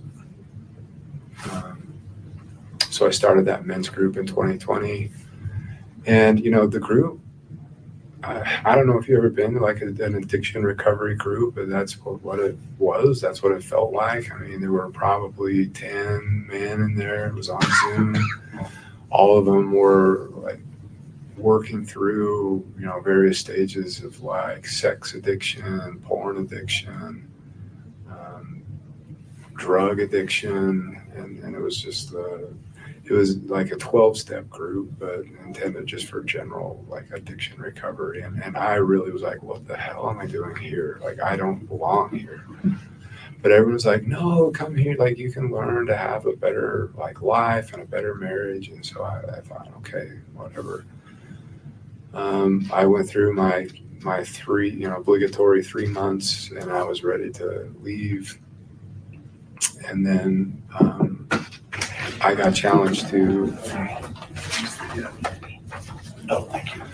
and then I got challenged to sit down and have a vulnerable conversation with my wife and ask her how my lustful choices have affected her. And, to me, that was a loaded question. I thought, I still didn't see what I had done or anything that would constitute any form of abuse or anything like that. And,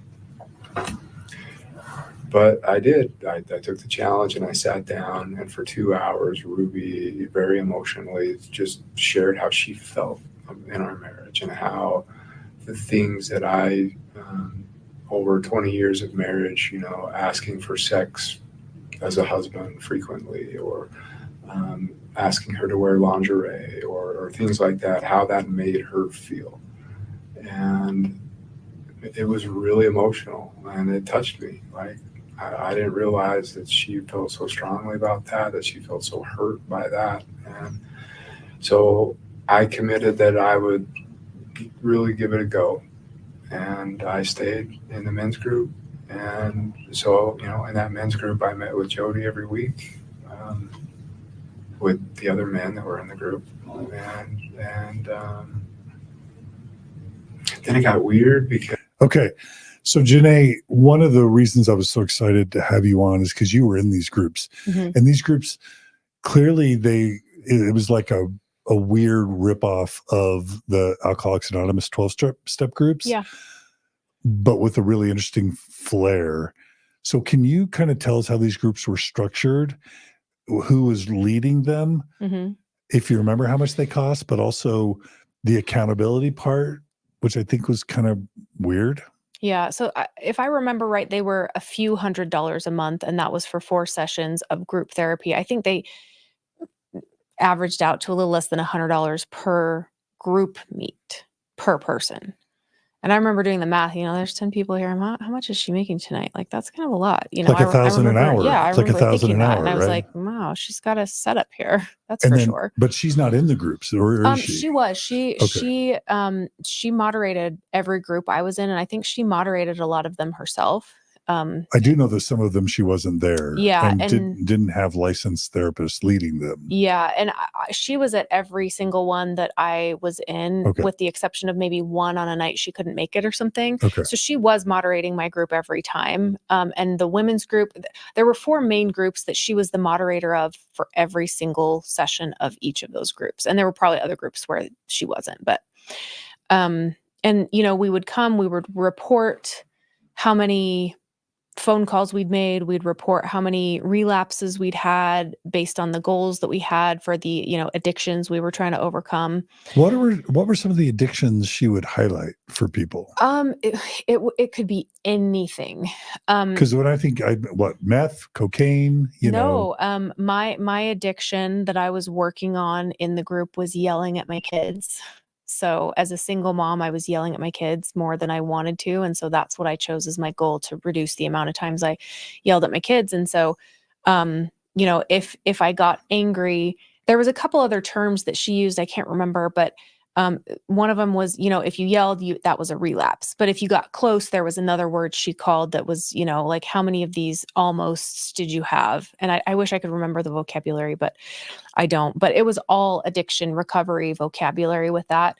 Other addictions were just some of the goals I remember other women having were, one of them was, to not chew ice. If I chew ice, then I've had a relapse. Brushing my teeth, going to bed at a certain time, just things like that. And she would take these things and frame them as if, because you're not doing these, or because this is what you're not very good at, it's an addiction that you have that's causing you to sabotage yourself. And so your addiction is sabotaging yourself. And so, there was all sorts of different things. And actually in the women's group, there wasn't a lot around sexuality, unless it was with one of the women and their interactions with their spouse. That's where the sexualized parts of our women's group would get more about, okay, my recommendation is hold a boundary with him, or kick him out of the bedroom, or, and she would give these recommendations within the group when it came to sexuality within a partnership. Okay. Really quickly, how did the accountability buddies and the phone calls work? So we were required to make 3 phone calls a day. And it was whenever we had a trigger. So to who? To other people in the group. And we could intermix with people in other groups for the phone calls. So it wasn't just people in our group, but the men could only call men and women could only call women. So I couldn't call someone in a men's group around a trigger. So you were assigned another group member to be your accountability buddy? No, it could just be anybody in the group willing to take phone calls. So within the groups, there's maybe 20 between the 2 women's group. There's 20 participants. So I could call any of the 20, but you would have to, opt in and give permission and say, yes, I'm willing to make phone calls. And some people said, no, I don't want phone calls from you, or, so it was very consensual in that way that, you were technically required to take 3 phone calls a day and make 3 phone calls a day. So this is 6 phone calls a day you're supposed to make to participate fully in the group. And what are the nature of these calls? So if I say, back to my example, my goal is not to yell at my kids as much. So if I start to feel myself get angry and I'm about to yell at my kids, that's when I'd pick up the phone and say, hey, I'm having this trigger, help me work through it. So other group members are being used to help you manage your impulses. Correct. Okay. Yeah.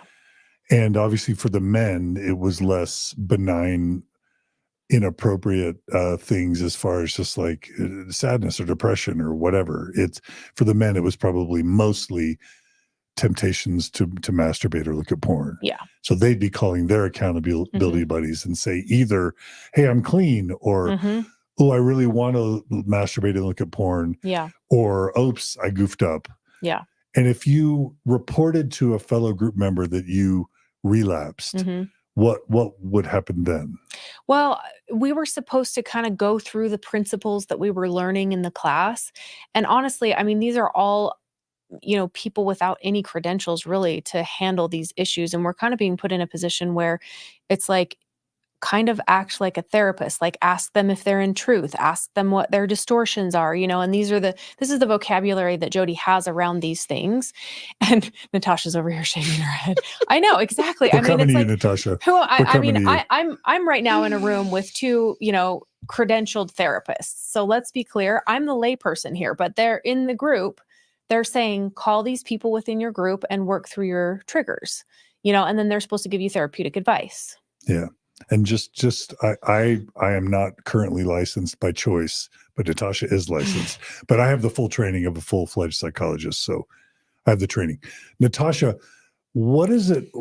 So you were laughing about the truth and distortion thing, but also I want to hear about applying the addiction model to things like yelling at your kids or having a bad day or whatever, and then also the ethics of these accountability buddies and like making and receiving a total of 6 calls a day per group member. What are your reactions to all that? Well, I probably do laugh, but to tell you the truth, I mean, I have like this pit in my stomach that it's just kind of more like a disgust reaction, right? And so, yeah, I laugh a lot through my reactions, but it's not because it's funny, right? It's really quite tragic. Yeah, like addiction to chewing ice. I mean, I'm just like, goodness grief. It's interesting that even in the substance abuse realm, where so much of this addiction language came from, there's quite a shift in language and treatment and how people are perceiving this whole issue, because one of the pervasive issues with addiction model language and addiction model kind of, the whole modality is that once an addict, always an addict. I think most of you could, rehearse that. If I had said once an addict, most of you could say, oh yeah, always an addict. And so again, you're looking at human behavior through this lens of disease and like terminal diagnosis, right? Like this is a forever thing that I have to manage. Now, most of us, yeah, we do have to manage. We have to manage emotions. We have to manage our behaviors. That is kind of part of the human dilemma. But to look at it through that lens of disease and that there's something like inherently wrong with me that can only be cured through these, these other things, leaves you in a very vulnerable position as far as your own identity work.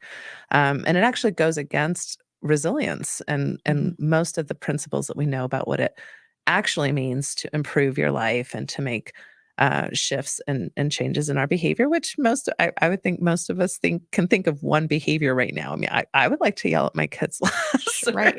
I would like to not bite my nails, right? I mean, there's lots of things that I can think I'm consistently trying to improve upon, but when we take shame tactics and disease model tactics, we actually have quite a bit of research to show that worsens behavior, that worsens behavior. And I've talked to so many people that have gone to 12-step groups of all kinds, right? Whether it's food related, sex related, drug related.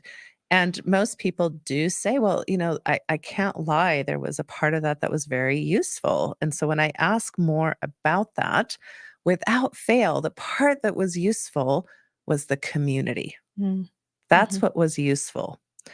Not so much all this other stuff, right? About what you were taught and all the language about relapse and triggers. In fact, that actually increased anxiety. Those parts of things increased anxiety, which when we have increased anxiety, our nervous system wants to decrease it. And therefore, we're often going to go back to the behaviors that we find soothing. And they're not always the behaviors we want to be engaging in. So even when the addiction, quote unquote, is legitimate, like meth, or something like that, we're finding that this language isn't always the best model. And that's an interesting thing that's happening currently in the research around this. So to then use this kind of approach for any behavior, and especially behaviors that are fairly normative and normal, but to see yourself as diseased, ill, sick, which I think also speaks to the perfectionism we find in Mormonism and how people want to be perfect and want to consistently be improving and be perfected unto Christ and all of these things. You just have a very vulnerable population that will consistently berate themselves. And perfectionism, quite frankly, I mean, the more I look at it, it's OCD. It's a form of mental, like a lot of people have physical compulsions, right? Like washing their hands and things like that. But when you have scrupulosity, it's really mental compulsions. So you're keeping track in your mind how often you're doing something, how often, and the perfectiveness in that is really a trait of OCD. Yeah. And I observed a lot, just this hyper focus on these behaviors. It did seem to make it the focus, which then I felt like increased the behaviors and almost created drama around it to come back to the group and, validate the drama within this. Whereas, now I look at things and I ask myself, how can I accept this? And the acceptance allows it to be. And when you let it just be, it doesn't happen as much. I don't berate myself for yelling at my kids anymore. I hardly ever yell at my kids because it is something that I really don't want to do. I don't want to treat them with my own emotional insecurities in that way. So I've found tools, to help me do that. I take a time out. I do this, I do that. And that all came after the group because that was not helpful in that particular thing. But when I accepted, look, I'm a mom, things get stressful. I am going to yell at my kids sometimes. I thought, wow, that's normal behavior. Yeah. Okay. And I'm still an okay person. Yeah. And then the behavior naturally stopped being as, as much. Or decreased. Yeah. And I'll just add, in terms of the accountability buddies and having to call non-trained, untrained, unlicensed accountability buddies, it goes back to this dual relationship thing. So if Jodi's got this business model where she's requiring people that see her go to these group sessions, she's making up to $1,000 an hour. She's having the members of the group provide services to other members of the group. And it's not, it may be optional, but it's kind of there. It seems like, I'm guessing, people were pressured to both report to an accountability buddy, but also to be an accountability buddy. Yeah. Well, and then in the group, we would be required to tell how many phone calls we'd made. So, what's 3 times 7 is 21. You're supposed to make 21 calls. So if you say, I made 15 calls this week, it's like, well, why didn't you make your 21 in front of the whole group? Yeah. And basically just these group members are unpaid staff at the end of the day, providing services where they're not getting paid, but they're also not trained. And then they're enforcing Jodi's bizarre and in many cases damaging rules or policies. And we'll be getting that in just a second. But, right. And the rationale behind that was, this is an opportunity for you to learn more in depth what it is we're talking about in group, because you'll be able to practice it. So it's that principle of, if you want to learn something, teach it, right? Which there's some truth in that. Yeah. So it's taken and applied here, where it's like, this is like pretty intense stuff that you should probably be credentialed for. Yeah. The only other thing I'll add is that I remember in 2008, 2009, the Mormon Church officially adopted the Alcoholics Anonymous model with a little Mormon spiritual twist. I think they added a 13th step or something, but they started calling them addiction recovery groups, and members of the church would be called as, again, many of them untrained non-professionals. They'd be called to lead these addiction recovery groups. And you could go all over the United States and probably outside on any given week and be attending these Mormon church sponsored addiction recovery groups where literal child abusers and pedophiles and drug users were intermingled with, young adults or adults that were literally masturbating once every 3 weeks. And so I guess I'm saying that Jodi, I'm sure, felt emboldened and licensed to apply this addiction recovery model to all sorts of things that she shouldn't have, because the Mormon Church was doing it. Mhm. Am I wrong, Natasha? No, that's correct. And I do want to point out that that's really how the AA program worked. The you don't, when you go to an AA meeting, it's not a licensed therapist who's holding that meeting. That whole program is set up really as communal support, by people who have been through the issues and are supporting other people through those same issues. So yes, the church basically, my main understanding of why the church did that was because a lot of people who were being treated as addicts in the church would be sent to programs, 12-step programs, where the behavior that they were met with in those programs was much more extreme than the behavior that they were themselves doing. And so now they were privy to bad influences, quote unquote, because if you go to a program where somebody's really talking about their cocaine addiction or how they've seen, 3 sex workers in the past week, even though they're married and it's not part of their contract, and you've got a 19-year-old who's, like you said, John, masturbating in the last 3 months, now he has a lot of information that is influencing him, and I think that's what the church was worried about. So it is interesting that in the church, people are getting sent to these quote unquote addiction programs for behavior that in mainstream America nobody would count as addictive to begin with. Yeah. Well, and I think it creates a lot of, opportunity for predatory behavior within those groups, because you've got some, dangerous people that have addictions, like legitimate addictions. And like you said, you're mixing them with these young, impressionable people. And to me, that's just a recipe for disaster. Yeah. Now, are we going to talk briefly about what he had to say in regards to this conversation he had with his wife and what she was upset about? So what did you remember and what bothered you about the conversation Ruby had with Kevin? Yeah. So I think going back to your initial context and how you set up this interview, we now start to see how they're having a marital problem through the context of the LDS church, right? So why is Ruby upset with her husband? And it sounds like she's upset because, one, he's the main initiator of the sexuality that's happening in their wedding, in their marriage. The second thing is that he's bringing up suggestions like, hey, would you be willing to wear lingerie or, do something sexy, or the 500 things a partner might say, hey, are you interested in this? Or would you do this?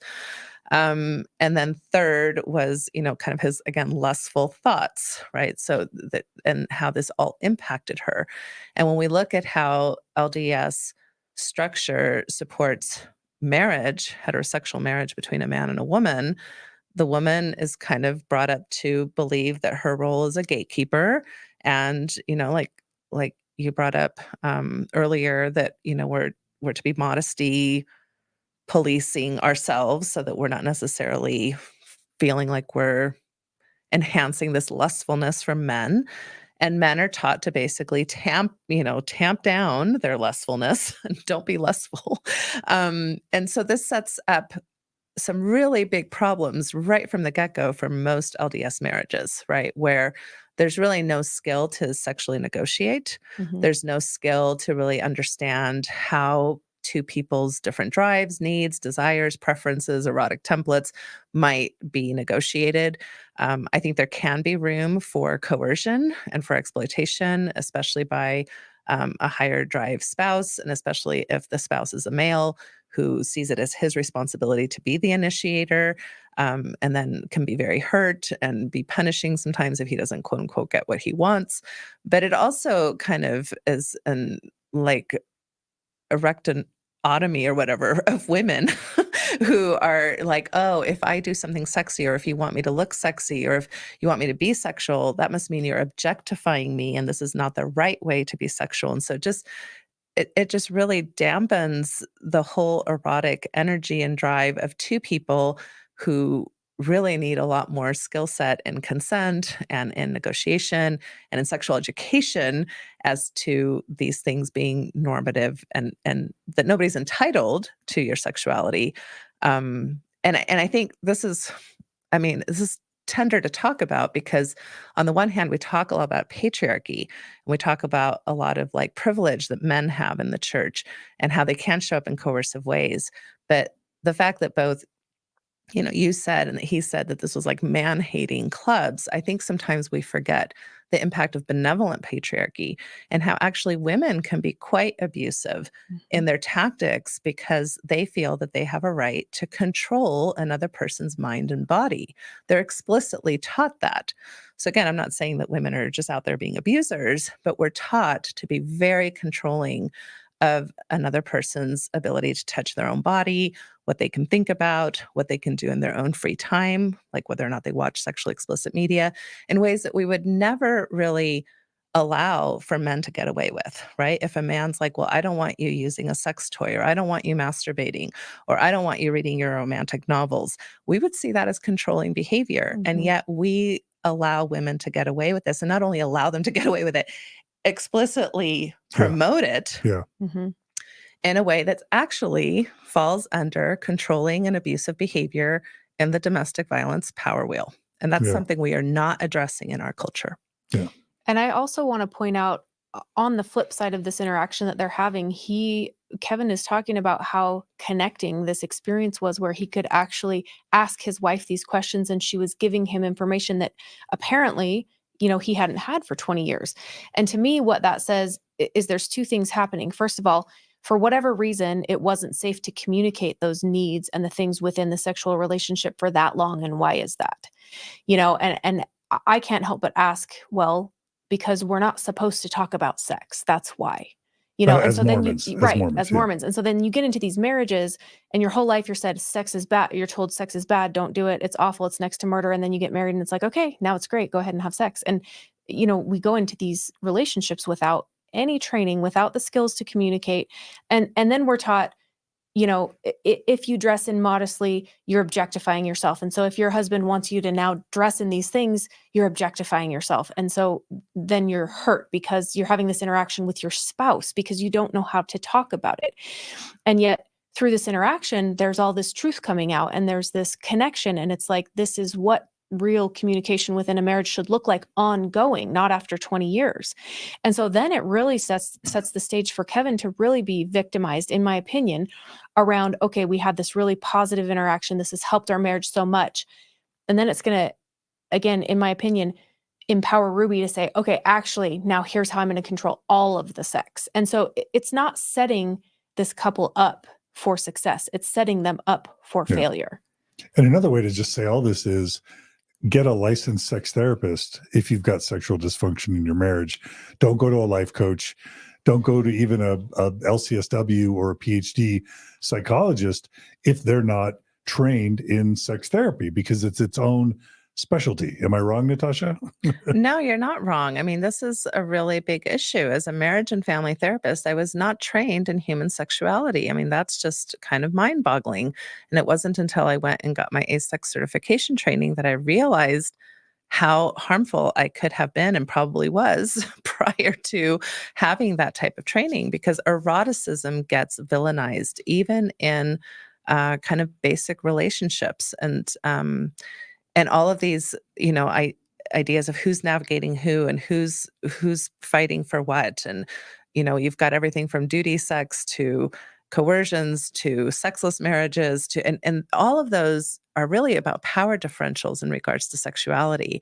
And when you have therapists who either don't have sex therapy training or who have their own religious biases or their own ideas about what healthy marriage, quote unquote, should look like, it can really cause ruckus for couples, for sure. Yeah. Mm-hmm. Mm-hmm. All right. So let's jump back to the video. Kevin just started talking about how he, agreed to continue with connections and then how things got weird. So let's tune back in. Weird. Because our marriage felt like it was getting better and stronger. So this was now, summer and fall of 2020. And in addition to that, there was the whole YouTube cancel thing. I don't know how much you guys are even interested or aware of that, but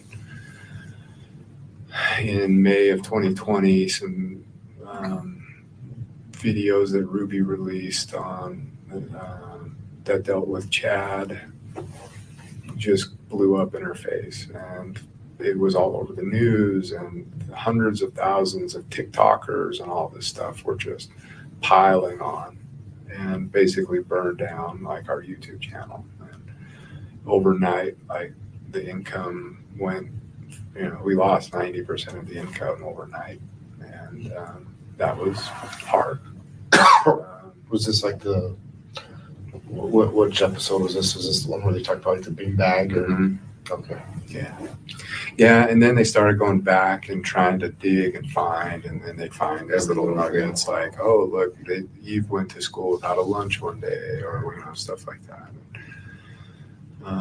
But it was the beanbag video that really set people off. So then they went back from there. Mhm. So at that time, Ruby was really distraught, and she was looking for support. She was looking for someone who would understand her, who would validate her, and she found that in Jodi. All the stuff she did with Chad was because of Jodi, and so it makes sense that she would go to Jodi, for emotional support when she felt like her world was burning down. In the meantime, I felt like our marriage was getting stronger. It felt better. Like we didn't fight as much, and even though we were having less sex, it felt more connecting, and it was just. I thought, wow, this is great. Like, this is great. And I was happy to be the guy up on the stage. That started sometime in like late 2020 or the fall of 2020. There would be a conference, and Ruby would say, I thought we were just attending it, but then she'd say, hey, they wanted us to get up and tell our story, and I'm like, oh, okay, sure. So I get up and just say, like, yeah, I was the guy who said, I think this is a bunch of man-hating, women, but it really has made a difference in my marriage, and it really did. Like, I believed it. And so those conferences and stuff, everything continued like that until March of 2021, when after a conference, a connections conference down in St. George, all the inner circle, all the people who were being trained as mental fitness coaches and stuff. So that was Ruby and a bunch of other people and their spouses. We went out to like a dinner afterwards, and that's where Jodi really opened up to the women in a private conversation that she believed she was being tormented and haunted by shadow figures every night. And that was spooky, and I don't know exactly what happened, but the Hannahs do. All I know is at some point within a couple days of that, in that month of March,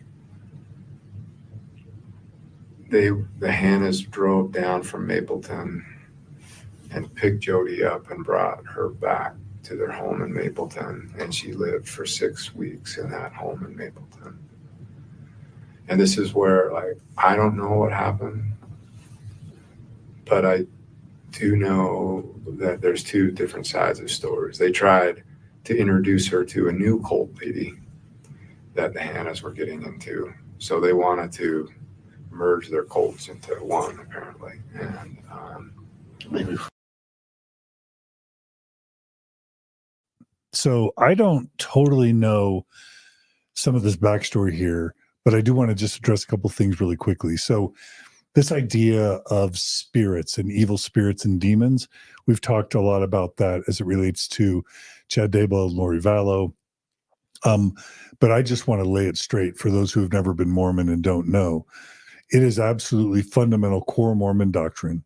Well, first, it's Christian doctrine. There's the teaching of Jesus meeting a man, I think, who was possessed, and then Jesus cast the demons out of the man, and the demons like ran into a bunch of pigs and the pigs jumped off a cliff.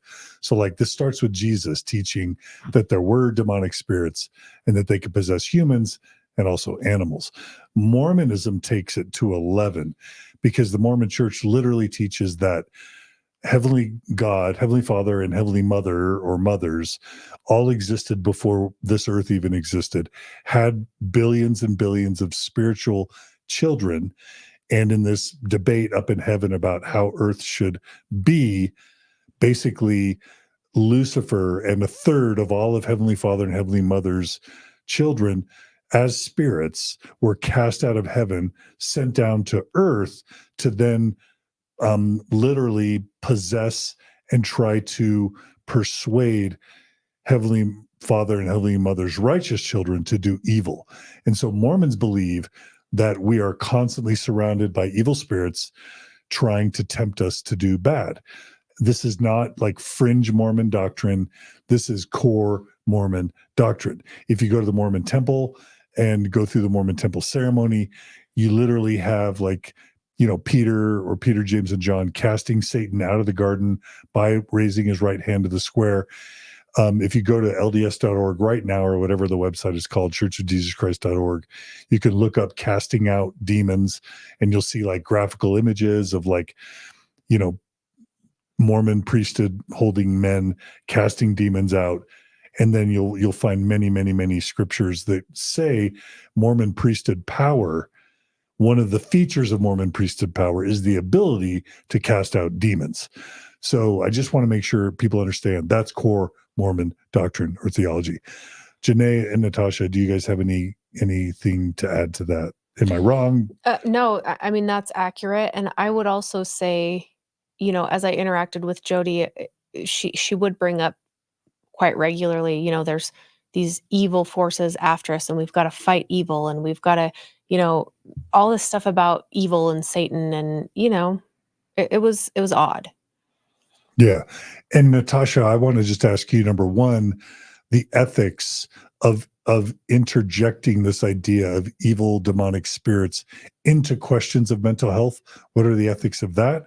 And then for whatever reason, if Jodi is feeling haunted by demons, what are the ethics of her sharing that with her clients and then eventually moving in with one of her clients to help her cope with her demons? And I don't mean spiritual, I don't mean like metaphorical demons. I mean real demons. Yeah, I would agree that I would agree with everything you said, John, although I would say in mainstream Latter-day Saint land, this isn't talked about much, right? Most people are not talking about demons, but we are talking about evil spirits, and I think most people are thinking of Satan, right, when they're talking about that. Regardless, the ethics, I would say, it's very different when somebody's coming into my space with their religious beliefs, right, their religious ideas, and they might talk about demonic influences. And then there is a challenge there to assess, okay, is this person like schizophrenic or is this person functioning under a belief system like a religious system where this actually makes perfect sense to them and they're not really under a mental disorder. So that's the job of the therapist. What is never appropriate is for the therapist to then, impart their religious beliefs onto their clients. And this is something that I see happening non-stop. Maybe not with something as difficult as demons and evil spirits, but this is something that I see both Christian and Latter-day Saint therapists doing all the time, assuming, for example, that there is a God, assuming that their God is the right God, and imposing that God and those belief systems into the therapeutic process, and that is highly unethical. The moving in with your client, yeah, I don't even know that I need to say much about that. I think most people can think that's highly unethical behavior. Yeah. And you lose your license for something like that, right? Oh, yeah. I mean, yes. That's that's up there with, having sex with your clients. And yeah. I mean, I remember a colleague one time being in trouble for, I think just bartering grass mowing with, their client couldn't afford therapy. And so they said, well, why don't you do this service instead? And they got in trouble for that. Yeah. So that's much less than moving in with your client. Yeah. And burdening your client with your own mental illness, right? Like clients don't need to carry the burden of their therapists while they're carrying their own burdens, Mhm. right? And not only their mental illness, but their religious beliefs. Yeah. Yeah. And that's a huge red flag to me. Like, obviously Jodi's struggling with things and she's opening up to people who she feels like, could be a safe space for her maybe. But to me, the ethical thing that should have happened then is, somebody should have said, you need to see a mental health professional, because in my mind, the first thing I go to is that sounds like schizophrenia or bipolar, and of course I can't diagnose that. But to me, it's like, you need a professional to look at that. This Yeah. is not my job. Or borderline personality disorder, right? Exactly. Yeah. Yeah. Okay. So, so now Jodi Hildebrandt's moved in with Paige and Johnny Hanna, and they're trying to merge a couple cults. And I don't know what the other cult is. I don't know if it's Julie Rowe. I don't know who it is, but weird prepper kind of culty Mormon fringe beliefs. So let's keep rolling the tape. Refer to it as a cult at the time. Oh, no. No one in a cult says, I'm in a cult. Right. I was wondering.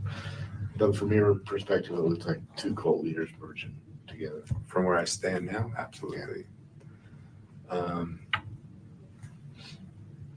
According to Jodi, she was held against her will for 6 weeks and was kidnapped, and she escaped and got out.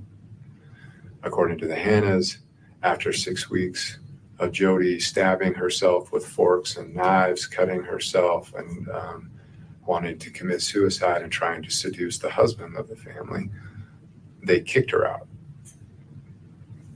I don't know what's the truth. Maybe a little bit of both. I don't know. But the point is, somewhere around mid-April, Jodi was back in her home in Ivins, and she was a hot mess. I'm just going to say I'm not buying that the Hannas kidnapped Jodi. No, but how funny is it that she's claiming that and then takes children legitimately against their will and holds them? Yeah, it's projection. Yeah. But also, Well, and you see a lot of this, like she's trying to seduce people, she's being so stringent with people for masturbating, but then she's in the bed with Ruby, she's seducing husbands, right? So this is something you see a lot with these kind of charismatic leader type people, is that whatever they're preaching, they themselves are doing those same things like tenfold. And Natasha, in terms of diagnoses and diagnosing Jodi potentially, when you hear about self-harm, parasuicidal behavior, what do you think of? What sort of diagnosis do you think of? Yeah, quite frankly, with everything I'm hearing here, I would feel like I was out of my scope, and I would want them to go get a psychological evaluation done by a PhD clinician who does psychological testing. Yeah. That's how severe these things are, that even though I have diagnostic capacity, there's so much comorbidity here with so many different diagnostic criteria that I would really want clinical testing done. Yeah. And for me, I do have that training as a psychology PhD. Self-harm, parasuicidal, threats generally are associated with borderline personality disorder. And just from a layperson perspective, to me, that is huge cries for help. And she needs to be in an institution that can help her with that. Versus mentoring and coaching and providing therapy at a friend's house. Dozens, But there's a level of psychosis here that I think even goes beyond borderline personality disorder, right? And so that's why I would think my guess is that there would be like 3 to 5 diagnoses here. That's why I say minimum, right? Minimum. Well, and can we also address that there's children in this home, and she's in this home with these children? I mean, that is just sending red flags all over the place for me. Yeah, and that's why we try to talk about how to identify a cult or high demand religion here in Mormon Stories, because you can leave a high demand religion and fall into another cult, whether it's a yogi, a yoga leader, whether it's a education or a self-improvement organization, an MLM, an unhealthy MLM, even an abusive relationship. It's important to be able to identify the characteristics of a unhealthy organization or group. So, all right, let's keep going with the story. And she reached out to Ruby for help. And Ruby Ruby was always jealous of the Hannahs that they had a better relationship with Jodi than she did. Ruby, and this is like, goes back to her childhood. She wanted to be the best friend. She wanted to be the most liked. She wanted to be the one that everybody knew. And so it hurt her that she felt like she was being excluded from what was going on at the Hannah's house. And then she'd say, why so many secrets? And the Hannahs would say, it's not secret, it's sacred. And when the time's right, you can know too, you know. So we went down to Jodi's house in May of 2021. That was the first time I'd ever been there. And it blew my mind, as I'm sure you have walked in there and gone, how does a therapist look like this? Like, it didn't make sense to me. But we were there, and she opened up and talked about, you know, her struggles and what was going on. And I gotta say, like, I'm a smart guy. I'm an engineer. I've designed and helped build some really big stuff. I've been a college professor. I can't explain some of the stuff that happened while we were there. Like crashes in the basement while we were talking upstairs. And plates like in the kitchen just flying off by themselves, like full speed, smashing on the wall and falling through the floor by themselves. I can't explain it, but I saw it with my own eyes, and I don't have any way to explain it other than there's some crazy shit going on. Ruby was convinced that we could intervene and help Jodi. Okay, really quick. I didn't want anything to do with it. I tried to. So y'all were making some pretty big faces there. I mean, it sounds like poltergeist stuff, you know? Yeah. Now, on the one hand, I was taught that, again, demonic spirits, right? But Janae, why were you reacting that way? You know, I've been really open my whole life to, you know, like really believing this kind of stuff. And I have never in my life seen anything like that. Also, never in my life have I seen an angel or Jesus or any of those things that, you know, it's been said, if you follow these patterns, you can see. And so, you know, when I hear experiences like this, I used to believe it and wish that I could experience things like that, demonic or angelic. It's just like, oh, I just want to experience it, you know? And it's never happened, you know? And that's where I have to step really fully into reality and say, okay, you know, he's stating, you know, I'm a smart guy. I'm really logical. I wouldn't believe it if I hadn't seen it, but I saw it with my own eyes. And to me, I'm thinking, I've never seen anything like that. I've never actually met anyone who really legitimately has said, I've seen this ever. So as far as credibility, I find it just really hard to believe that that's reality. And not to disagree with you, but I will say I have met a lot of Mormons who would tell stories like that. I wouldn't say it's 50%, but maybe 10%. Yeah. And I've heard a lot of those stories, but I usually find that, you know, if you look into why those things are happening, I couldn't speak to a plate flying off the shelf and you're seeing it floating. Like that's, if you're actually seeing that, okay, that's pretty intense. But if you're hearing a crash downstairs, you know, a lot of times when I hear stuff like that, I would have said, oh, maybe it's this thing. And now as an adult, I'll go and look and see. And, you know, there was just something teetering on the edge that had been scooted. And finally, you know, maybe there was just like a door opened quickly and the wind came in and changed the pressure in the house and it fell off and there was a crash. And it's very explainable why things like that happen. And so for people to get into groups and project things around, like, just there's a logical answer to this, but they're all getting together and saying, oh, it's demonic spirits and it's this religious experience that, you know, I can help you with. It's just creating breeding grounds for all of these illogical beliefs to be inserted in there. And then everybody starts, you know, validating each other. And that is just so overly dangerous. Natasha, what do you think of when you hear about plates crashing and floating and that sort of thing? Yeah, it's very difficult for me to believe that those things are actually happening. And we have so many studies of unethical studies back in the 70s and 80s where groups of people were put together and all kinds of wonky things started happening. Again, we're very malleable in our minds. We can be easily manipulated. I mean, I think as human beings, we need to have that humility.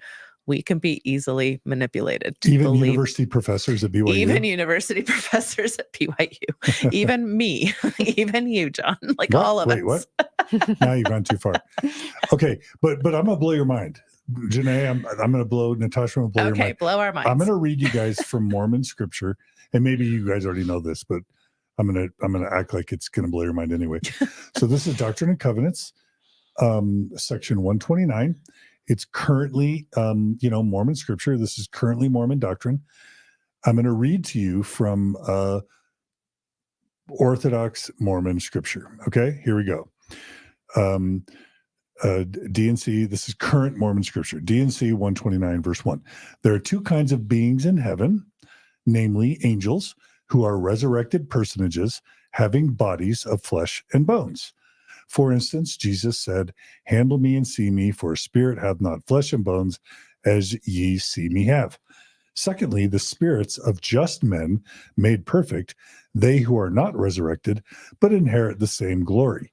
When a messenger comes saying he has a message from God, offer him your hand and request him to shake hands with you. Mm-hmm. If he be an angel, he will do so, and you will feel his hand. But if he be the spirit of a just man made perfect, he will come in his glory, for that is the only way he can appear. Ask him to shake hands with you, but he will not move, because it is contrary to the order of heaven for a just man to deceive, but he will still deliver his message. If it be the devil as an angel of light, when you ask him to shake hands, he will offer you his hand, and you will not feel anything. You may therefore detect him. These are the three grand keys whereby you may know whether any administration is from God. And this may sound silly, but this is the same book that has the word of wisdom, the revelations about the 3 degrees of glory. Like this section of the Doctrine and Covenants has the same status as any Mormon doctrine. And it's right there. Ghosts, shaking your hands, not shaking your hands, evil spirits, good spirits. That's mainstream Mormon doctrine. So can you blame a Mormon who might be a little bit more inclined towards believing in the supernatural, that they're going to take this stuff seriously when their own scripture has such kind of weird spiritual hokey pokey? Yeah. Well, I mean, I remember reading this and really trying to sort out in my mind, okay, the good one will shake your hand, but the other good one won't if they're not at a certain level, and the bad one will. And so I just remember thinking, how am I going to keep this straight? And when I meet this being, like, what am I going to do? And am I going to shake their hand right? And I've never had to use any of that, because I've never, had somebody that wanted to shake my hand that was not alive anymore. I've never had that happen. But my point is, maybe in the 19th century, this kind of garbage was okay. But in the 21st century, the church needs to denounce the Nephi chopping off Laban's head because the Spirit told him to. Yeah. The teachings in the Book of Mormon about black skin being a curse from God to make people of color dark and loathsome so the white people won't be attracted to them. Goofy teachings about the Spirit. And, there are teachings that are toxic and even deadly that we know are not true in the 21st century. And the church, in my opinion, has a moral and ethical responsibility to purge from its teachings and from its scriptures the ones that are leading to harmful beliefs or behaviors, in my opinion. I agree with that. That's my opinion. And teach things that are within the realm of presence and reality. Yeah. Natasha, are you? I would further that invitation to the Pope and to other evangelical leaders, and to this is, you can find things like this in the Bible, hands down, in the Quran, right? So yes, this is, and people are still very vulnerable to these beliefs. And, you just look at something like 9/11 or things like that, where people are functioning from a belief system that makes sense to them. Mm-hmm. Yeah. And that damages lives irrevocably. Mm-hmm. Yeah. Okay, let's keep going. to like get the bishop involved and say, hey, go to like the priesthood and the church and all that stuff. Just go to your support network. But Ruby continued to be like, no, we can help. Like, she doesn't want that. Could you imagine like what happened to her reputation if this got out and stuff? Let's help her. So we went down like a couple more times between May and August, but it reached the point where in August, her bishop at the time, a guy named who's down there in Kayenta named Scott Galbraith. He's not our bishop anymore, but I mean, he was going over there like every night, and he'd be there for like 4 hours, and he'd be like, I'm fighting evil spirits, I'm casting demons out, I'm crazy stuff going on, and finally he got to the point where he's like, I can't do this anymore. Like, there needs to be some sort of resolution. It was at that point that they said, why don't you take her up to your house? And I was like, oh, hell no. I don't want this in my house. But I was beaten over the head with it. Like, that's really insensitive. You know, she's done so much to help our family, and you're being selfish, and she has needs, and come on, like, it won't be for long. And so I relented, and I was like, okay, actually, you know, this could kind of be fun. Let's just make it fun. And we'll, like, she needs a vacation, so we'll just go take drives up the canyon and stuff like that. And it turned into just like crazy house. The moment she showed up at my house, just the weirdest crap started happening. Lights turning on and off, sounds of people walking in walls, and like sounds like footprints going up walls and across the ceiling, and like stuff floating around, and it was weird, and I hated it. And I became the resident exorcist. That was the title I came up with myself. I thought it was kind of funny, but it was my job to like go and give her blessings whenever she started to like go into a trance and go into possession, and which started to be a lot. And Ruby would go up and check on her. It started like every 4 hours at night, and then it moved every 2 hours at night, then it moved every hour at night, and then at some point Ruby said, you know what, I'm just going to start sleeping in there, and if I need you, I'll come down and get you. That's kind of weird, but okay. And that was that. They started sleeping in the same bed, and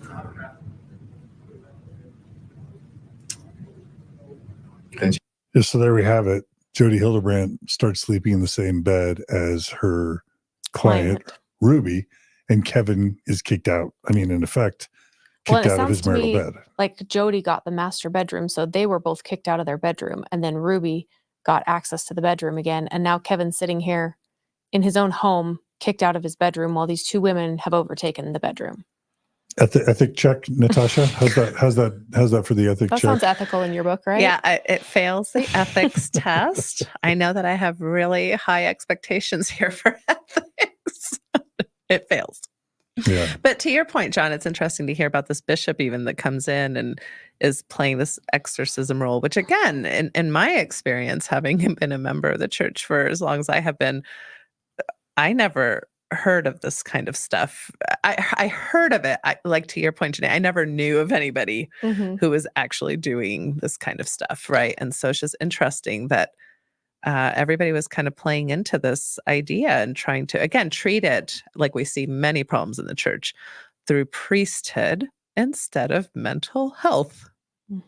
Like the priesthood will come in and solve the issue instead of referring this person to services that who knows may have helped, or at least would have diagnosed or assessed things more correctly. Yeah, so the church could issue a global statement saying if somebody claims to be possessed by a demon, get them to a licensed psychologist or therapist for treatment. That would be an excellent thing to have as a standard. But the church doesn't do that, probably because they think, well, if Jesus cast out demons, then demons are real, and right. So we can't, say that Jesus was practicing mental health. No, and this experience, I mean, she's having somebody come over to her house every night. Again, I'm hearing this huge cry for help. Like, she's a single woman, lives alone in her house. She wants somebody to come over, and you're going through these priesthood channels. So it's like she's asking somebody to come over and do something that she can't do herself because she doesn't have the priesthood.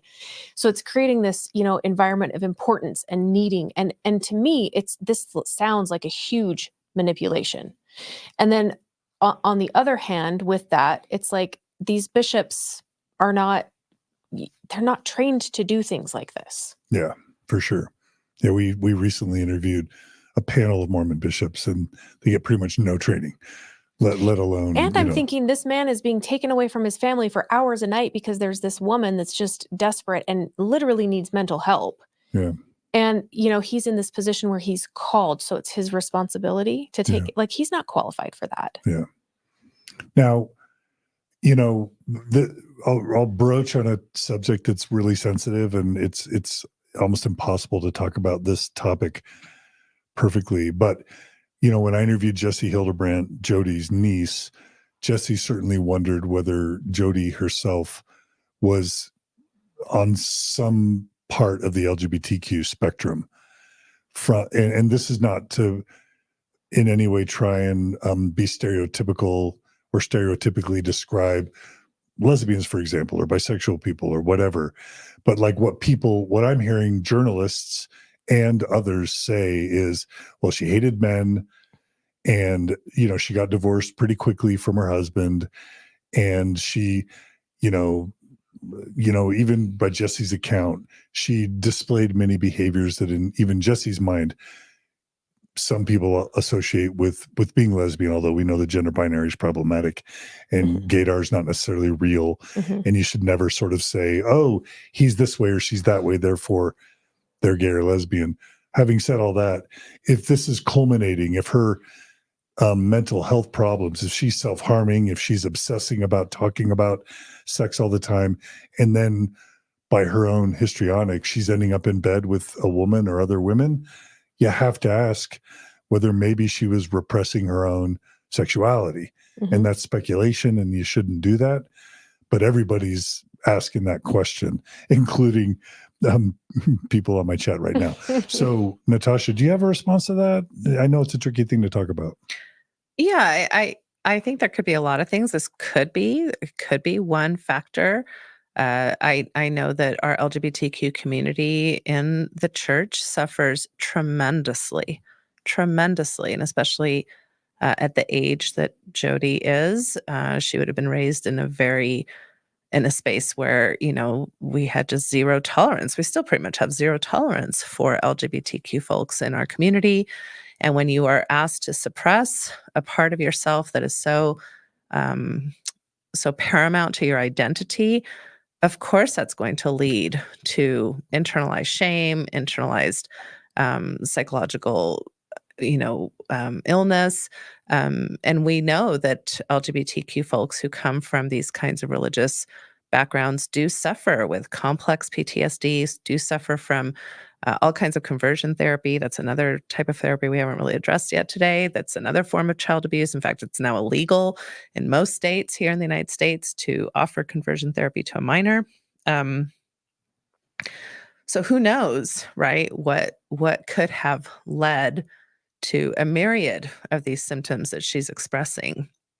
And at the same time, I don't think that you need to be lesbian necessarily to have a lot of internalized distrust or hatred towards men or male sexuality when you grow up in a culture that does pretty much separate the genders, the sexes, in this kind of sleeping with the enemy mentality, right? We're taught as women to distrust men, to distrust male sexuality, to see them kind of as predatorial, to see their desires as, the natural man which is against God.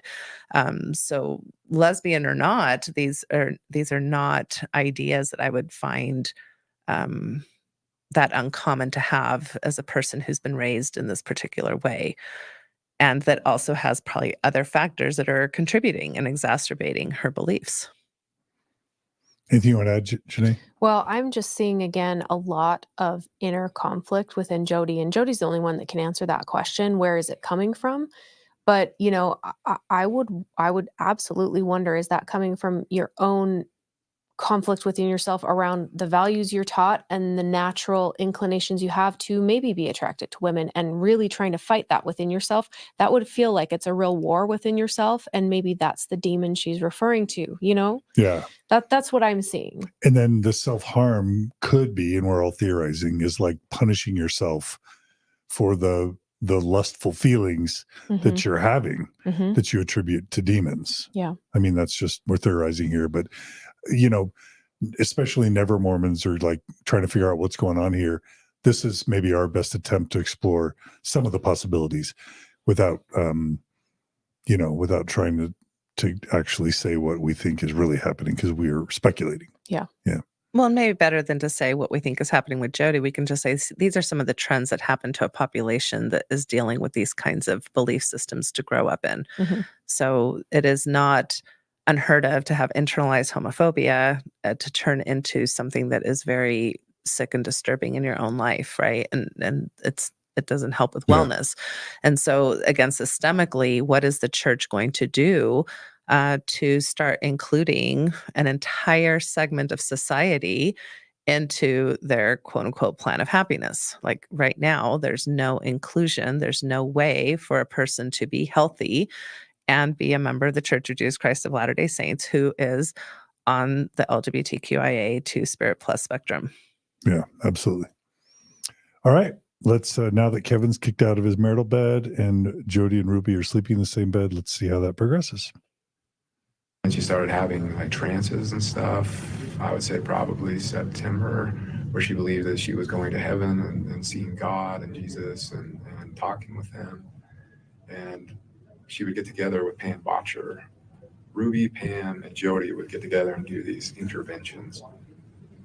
That's what they call them. And so they just go up and lock themselves in a room for 4 or 5 hours, and then they'd come out and they'd all just be on cloud nine. And Ruby would share with me, like, she had this amazing vision, and I wrote it and recorded it all down.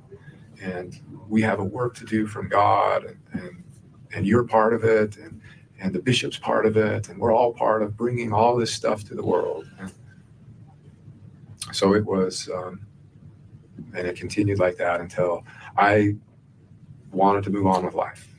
And I would call it dragging my heels. So that was around October. And Jodi flipped out because during one intervention, Chad was in the backyard with a bunch of friends. And it was my job to keep all the kids contained in the basement watching movies or playing video games. And I took the dog on a walk, and I thought they were done, but they weren't done. And Chad had all his high school friends over in the backyard. Jodi flipped out. She was ready to come back to Ivan's on her own that night, and Ruby and Pam talked her into staying. But that was the first night where Ruby said, I want a separation from you. And it was an in-home separation. And so it was hard.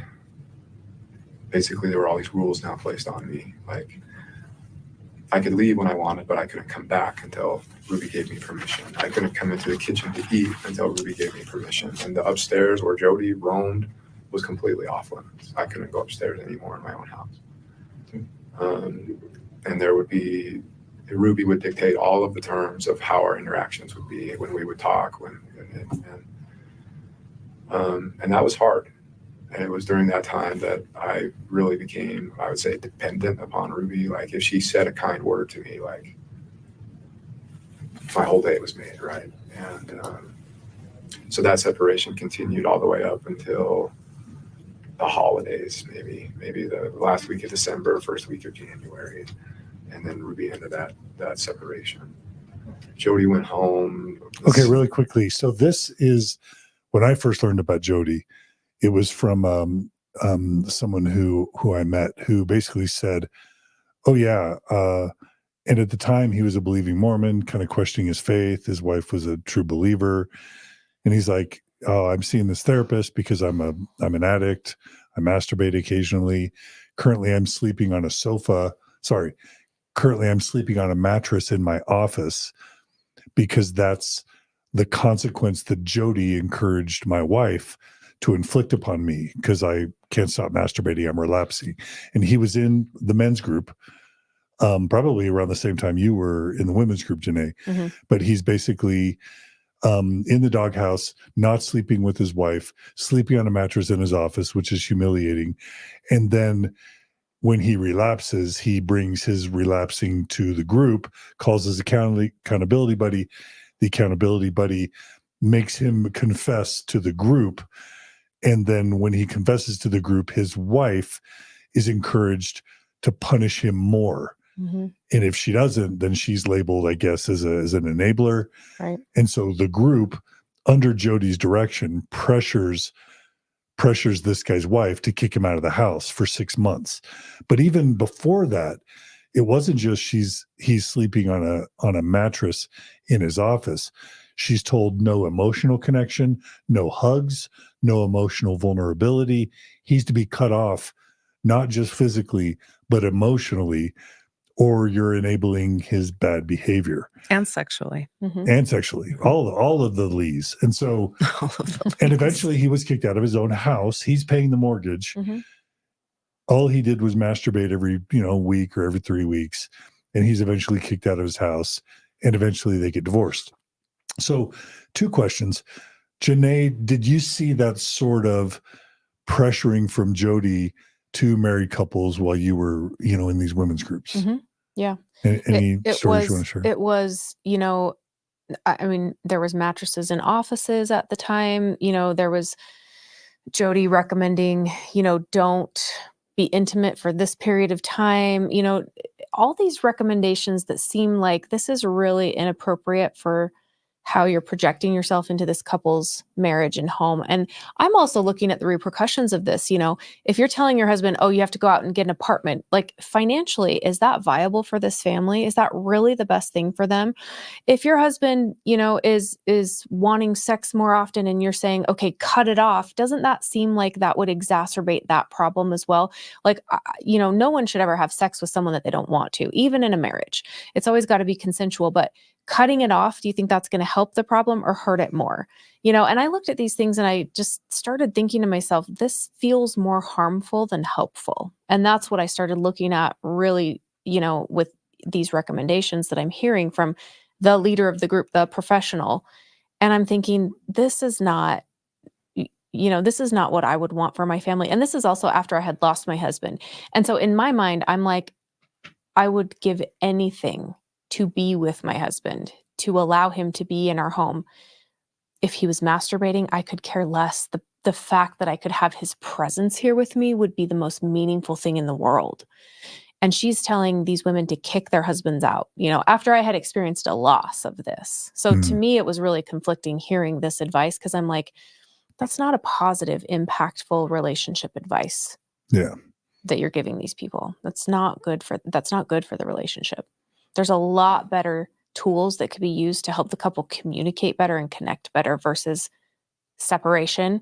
And, what I always like to say now that I look at the connections and it's with the ex, it's like her recommendation was to X people out all the time. Yeah. Yeah. Thank you, Janae. And Natasha, this doesn't even just seem like an ethical violation. I mean, she should be put in jail, in my opinion, for this sort of behavior, because now it's straying into like Warren Jeffs deciding who can have sex with who kind of cult territory. But what do you think about men sleeping on mattresses for masturbating and eventually having their group pressure the wives to kick the men out of the house? Yeah, no, this is horrific. This is horrific. And these are the stories I've been hearing for years, for over a decade, from prior clients, from group members, from, other therapists who their clients are telling them these stories. And we just don't even understand how people are buying into this. So this is where I noticed myself having 2 reactions towards Kevin, right? On the one hand, I have this reaction like, you're responsible for the well-being of your children. You're responsible, you're a parent figure here. What are you doing? And where I hold him somewhat responsible. But then my clinical self, also kicks in, and I'm like, this is like battered spouse syndrome. And it's not just with a spouse, but the therapist is actually encouraging battered spouse syndrome, right? And is actually, when you start looking at the power and control wheel and a lot of the tactics, the therapist is actually saying, no, let's use some of these tactics to, quote unquote, help your relationship. So this is where I really want to just educate the public. Like, this is not okay behavior. Even some of the behaviors that were happening much earlier than this, like withholding lunches and taking off doors. Like, if your spouse is wanting to parent in that way, that is not appropriate parenting.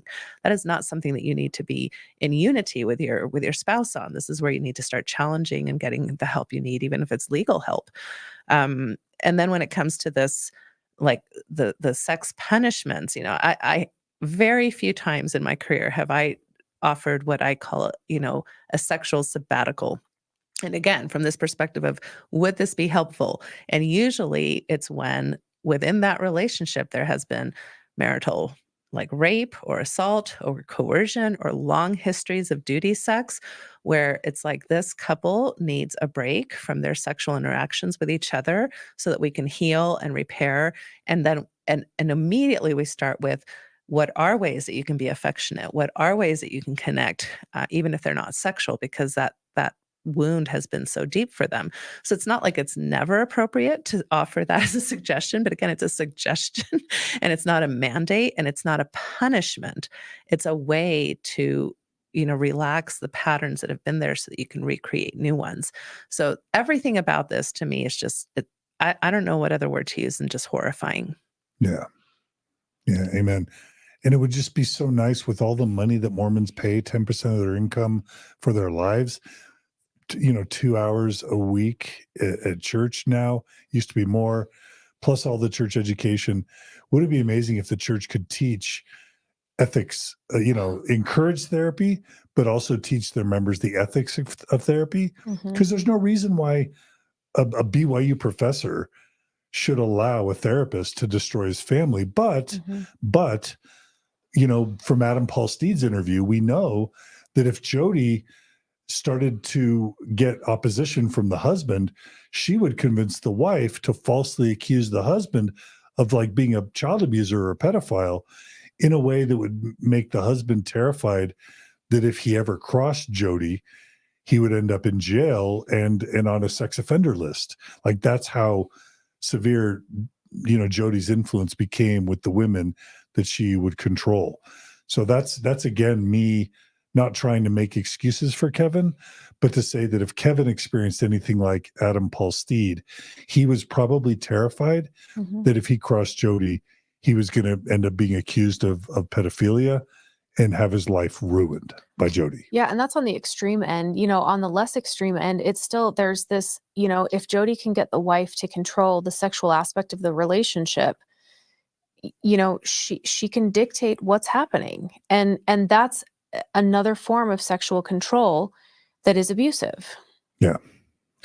And I think, the reason why we call it battered spouse syndrome is most people don't enter relationships where they're battered on the first day and they still continue.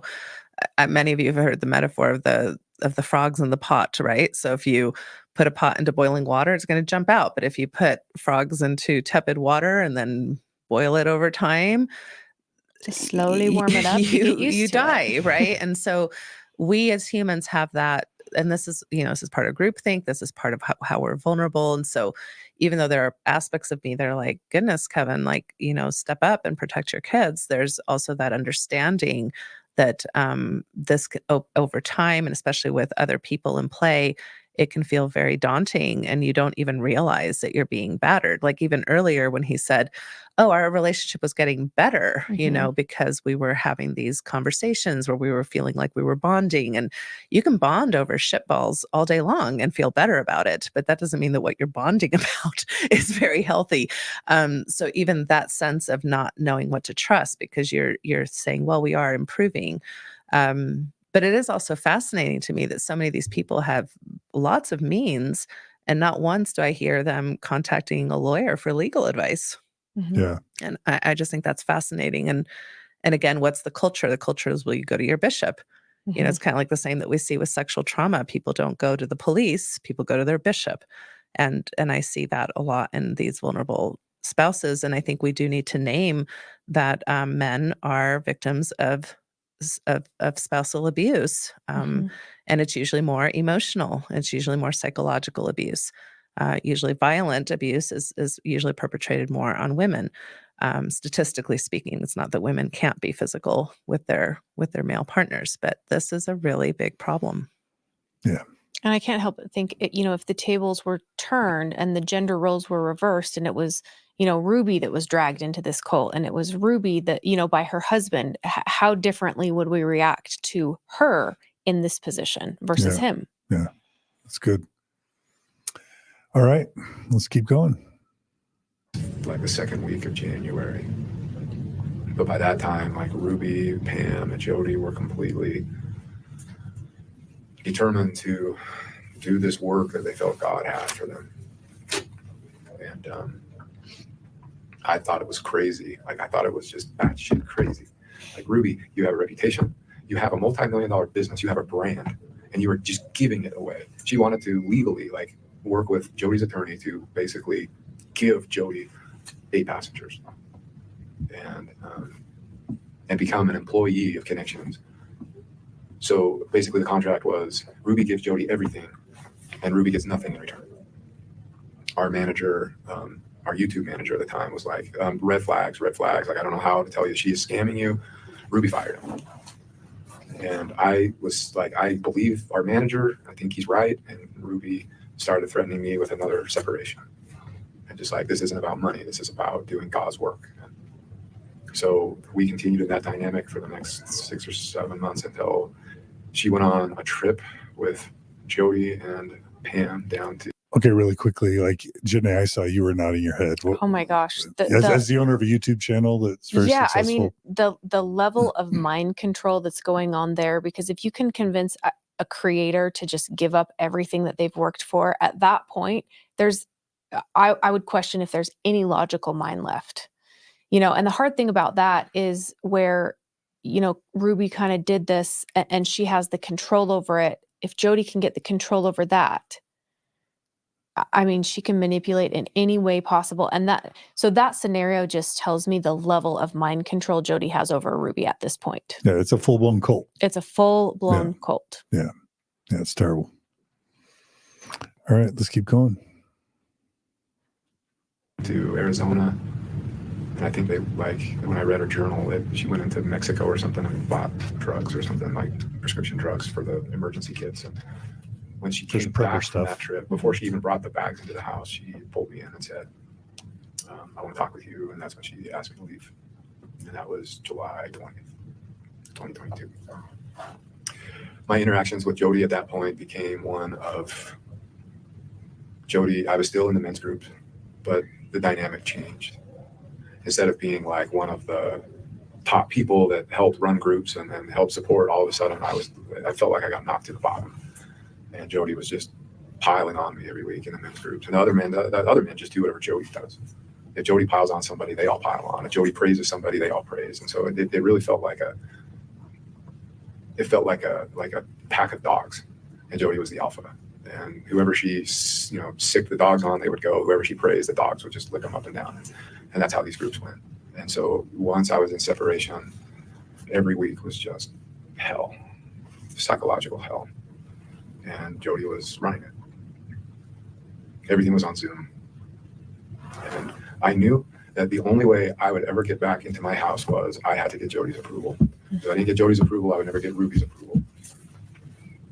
But it felt like an impossible task because no matter what I did, no matter how much I tried to track better, be truthful and not be selfish, every week it was like, you're being manipulative, you're being selfish, you're lying, you're hiding something, you're still hiding stuff.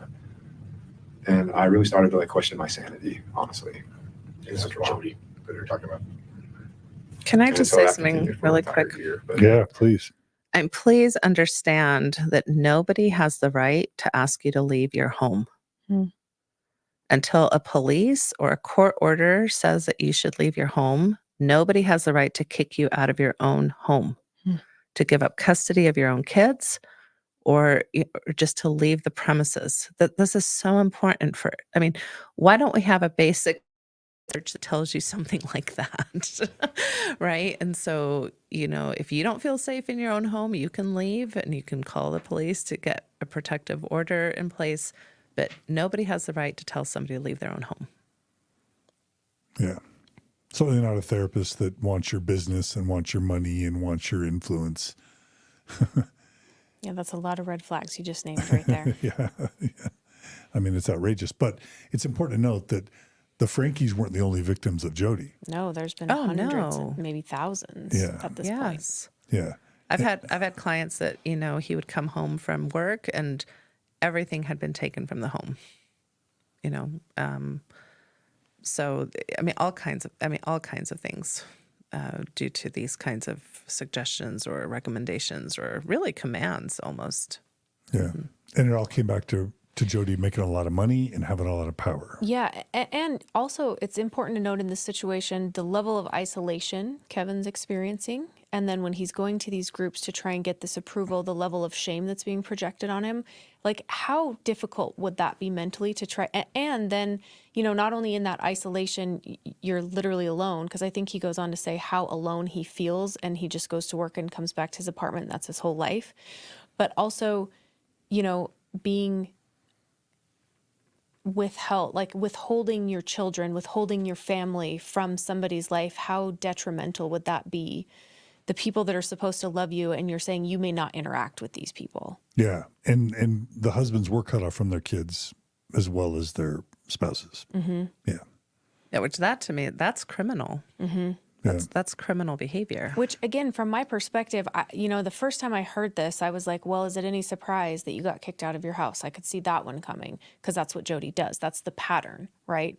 But, regardless of, the things Kevin struggles with and his imperfections and all that, and, the reasoning behind why he got kicked out of the house, for me, I look at him and I still think, like, that's a guy that's trying to be a good dad overall. Yeah, he's had his things that people don't agree with and all that. But to me, what I would give to give my children a father in their home, I mean, and just to see this wife almost flippantly just kick her husband out and cut him off from the kids, it's like, I live every day with how much my children need a father in the home, and it's not an option for us. And so I look at this and I just have to shake my head and say, these kids need a father figure in their house, and their legitimate biological father is there, and you're just cutting him off. Like, that is criminal. Yeah. And just so we don't forget, part of what empowered Jodi is the fact that she was meeting regularly with top level Mormon church leaders. She was being recommended regularly by Mormon bishops to members of Mormon bishops' wards. She was on lists. She was being invited to speak at national conferences led by top-level leaders of the Mormon Church related to mental health. And we know that up until weeks before she was put in jail, she was consulting again with Brad Wilcox, one of the top 100 leaders in the Mormon Church, and Jeremy Yagi, again, one of the top 100 global leaders of the Mormon Church, a general authority. So the Mormon Church was empowering, enabling, and even paying for Jodi to abuse people. And so we can't let the church off, knowing that that's what was going on. Were you going to say something quick, Natasha? Yeah, and I think this is also where, if we're going to say, well, Kevin, is trying to be a good father, I think we could say the same thing about Ruby. So this is where I'm just wanting to hold people accountable. You being under mind control does not excuse you in child abuse. Mm-hmm. And this is where I hold him accountable as well. I think they were both under mind control. I think they were both, dealing with whatever issues that were keeping them from seeing reality. At the same time, we don't excuse people due to their own issues from when they are perpetrating child abuse. And I do see him as complicit in that. Yep. Well, and I have to say, on the flip side of that, my other thinking with that scenario is, why don't you step in and say, no, these are my kids. You don't get to cut me off from them. Where was that, feeling of, I can say that to my wife, because that obviously wasn't there in the situation either. Yeah. Yeah. And so part of why we're doing this episode today is to educate you about the ethics of therapy and coaches and religion, so that you don't have anything even close to this happen to you in your lives. And so the Mormon Church can wake up and fix this, because by no means is Jodi the only Mormon therapist behaving like this. We know every month a new highly affiliated Mormon therapist is incarcerated for abusing clients, for abusing children, and they're on the church's effective payroll because the church is referring clients to them or paying their bills, which is what bishops do. All right, let's keep going. It became more and more isolated until, Jodi had an approved list of men that I could make phone calls to, and it was basically 3 men. But 2 of those, all 3 of those 3 men were like, we don't want to do phone calls with you anymore because you're being manipulative. And I'm like, well, who told you that? Well, Jodi did. So I was completely cut off. And I, if I went to my church leaders, I was seeking enablement. If I went to my family, I was seeking enablement. If I went to anybody, I was seeking enablement. And so it felt like a no-win. I felt trapped. And that's where I was all the way up until the last week of July, when Jodi called me one day out of the blue and just said, I don't understand why you're not getting it. You're not changing. I don't get it. So I've been asking God what to do, and God told me that you need just to have complete, what's the word they would use? Solitude with God. Become a monk. Yeah. And I was like, what do you mean? And she's like, I don't want you to come to men's group anymore. And I don't want you to do phone calls with any of the men. And I'm like, well, then who am I going to talk with? Who's going to support me? God will. You need to learn to go to God. And so I'm just like, there's nobody. You're not going to be completely cut off. And she's like, no, you'll have God. And so that was the last week of July. And that was my last interaction and contact with Jodi. But it was strange because around that time, things with Ruby started like picking up, and I didn't understand why, but like Ruby wanted to meet in a parking lot. Really quickly, that type of isolation can lead to suicidality. I mean, I am guessing that Kevin, by this point, is having suicidal ideation. And in my mind, he's probably lucky to be alive because that level of control and isolation can be deadly. Am I wrong? No, Yeah. no, not at Cut all. off from your wife, cut off from your kids, cut off from everyone, and told your only resource is God. Mm-hmm. Yeah, and even going back to like what you're saying about holding the Mormon Church accountable because people like Jodi Hildebrandt are on their referral list.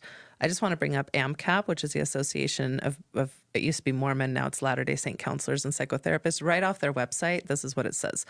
AMCAP directory is a database of members who are local and international mental health professionals. AMCAP members support the purposes and ethical guidelines of AMCAP as stated by its bylaws. It's a nonprofit organization that is not sponsored by the Church of Jesus Christ of Latter-day Saints, although at every conference I've seen the keynote speaker be an apostle or, some type of general authority. But it is guided by its doctrine and practices. These are the kinds of therapists that make the church approval list. Right? People who belong to AMCAP or who are willing to practice therapy according to the doctrine and practices of the church.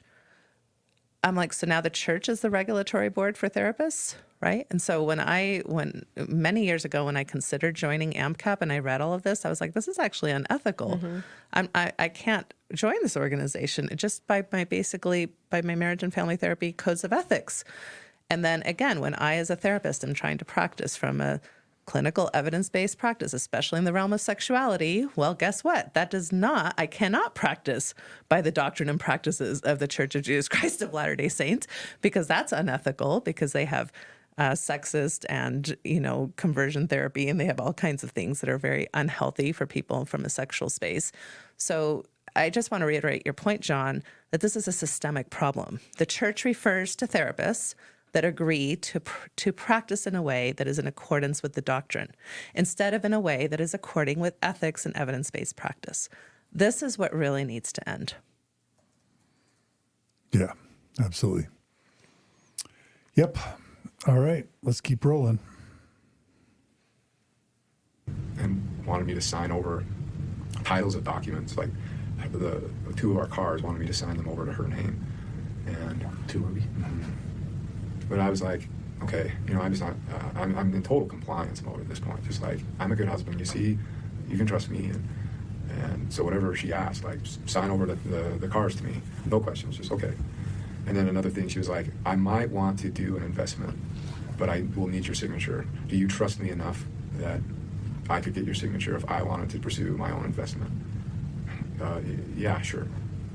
whatever you say. How big of an investment? What she talking about? What did she tell you? She never did. I never signed anything. She never brought anything to me. But when I returned to the house, everything was packed up, and a neighbor came over and said she asked for the HOA rules and mentioned to him that she wanted to rent the house out, which I was like, "Are you kidding me?" And apparently she wanted to sell the house, but couldn't because my name was on the mortgage. And I think that's what she was talking about. Of, will you sign something if I just put it in front of you? And you know what? I probably would have. Like, that's how messed up I was. I'm glad you didn't. Me too. That would have been disastrous. Yeah. But I can't describe to you what torture and hell it was to live it was more than a month really, in complete isolation. Believing that I was like evil and manipulative and lying and selfish, and that I had abandoned my family, and that I was more interested in my selfishness than my family. And I think moving forward, you going through that is going to be extremely helpful.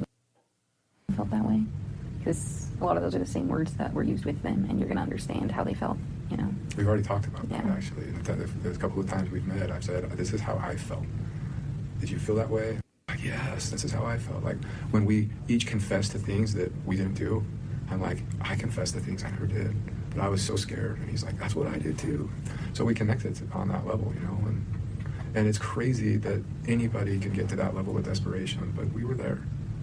We were there. This is the end of July, you're saying? End of July 2022, or the last time you saw Jodi was 23. 23. Okay. The last communication I had with Jodi was the last week of July. It might have been like the first couple days of August, but just shortly before we made contact with you. Yeah, Or a you month. made contact with us. A month before. Yeah. Okay.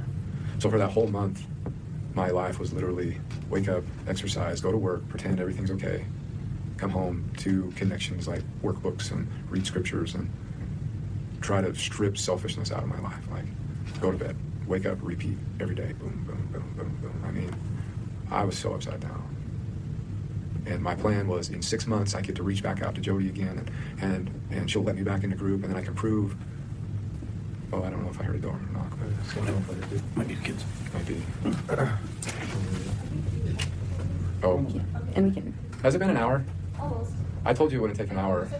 I'm And sorry. we're good too if you need to head out. No, seriously. I guess We just wanted, yeah. The only questions I would have, and just going back, you said that she was having like these visions. Like, were you ever privy enough to understand or be told what those visions were? A couple of them. What were the two they she tell you about? So, like, one of them, she was walking along the beach with Jesus, and Jesus challenged her to go walk on the water, and it was a whole lesson on walking on the water. Another, she would walk with Heavenly Father and Heavenly Mother, and she learned about, she had a pet lion in heaven named Charles. I don't know why I never forgot that name, but it was like this massive lion, and she got to ride the lion and learned that, you know, all about who she was and this pet lion and all.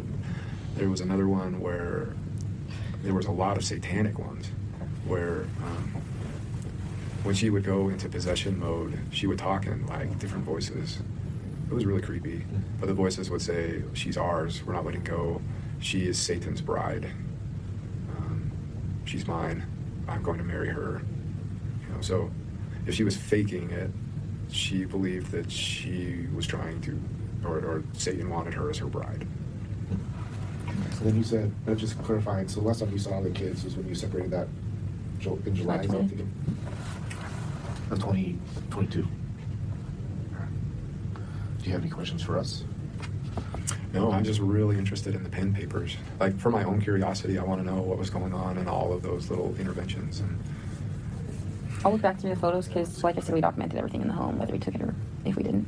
And then I'll reach out to you, Mr. Kester, and let you know. So I have a couple of observations when you're done. Yeah, go for it. So I always thought it was interesting, now that you mentioned that she was riding a lion. Kevin told me that when they were having these group meetings, she would never show up. She would show up on the WebEx, but in place of her person would just be this X for the connection. So it's like this Wizard of Oz thing going on. And that she was never kind showed her of- face. Kind of eerie. She always covered herself. Yeah. Like, even in the hottest of summer, she would wear these hoodies. She would smell so bad. Yeah.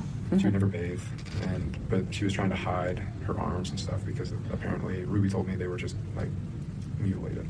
And So the other thing that I think it's important for them to know is during that whole time when you were out, you had communication with Ruby maybe 3 or 4 times, but each time, or at least on some of the occasions you spoke to her, she's telling you that everything's blissful, we're doing well, everything's so much better without you. And, Oh, well, that would be communicated to me by Jodi every week, okay. and the men groups too. And it was just like, you're abandoning your family. And it always hurt so bad because it's like, I want to be with my family so bad. What do you mean I'm abandoning them? If you wanted to be with your family, you would change. You would stop being selfish.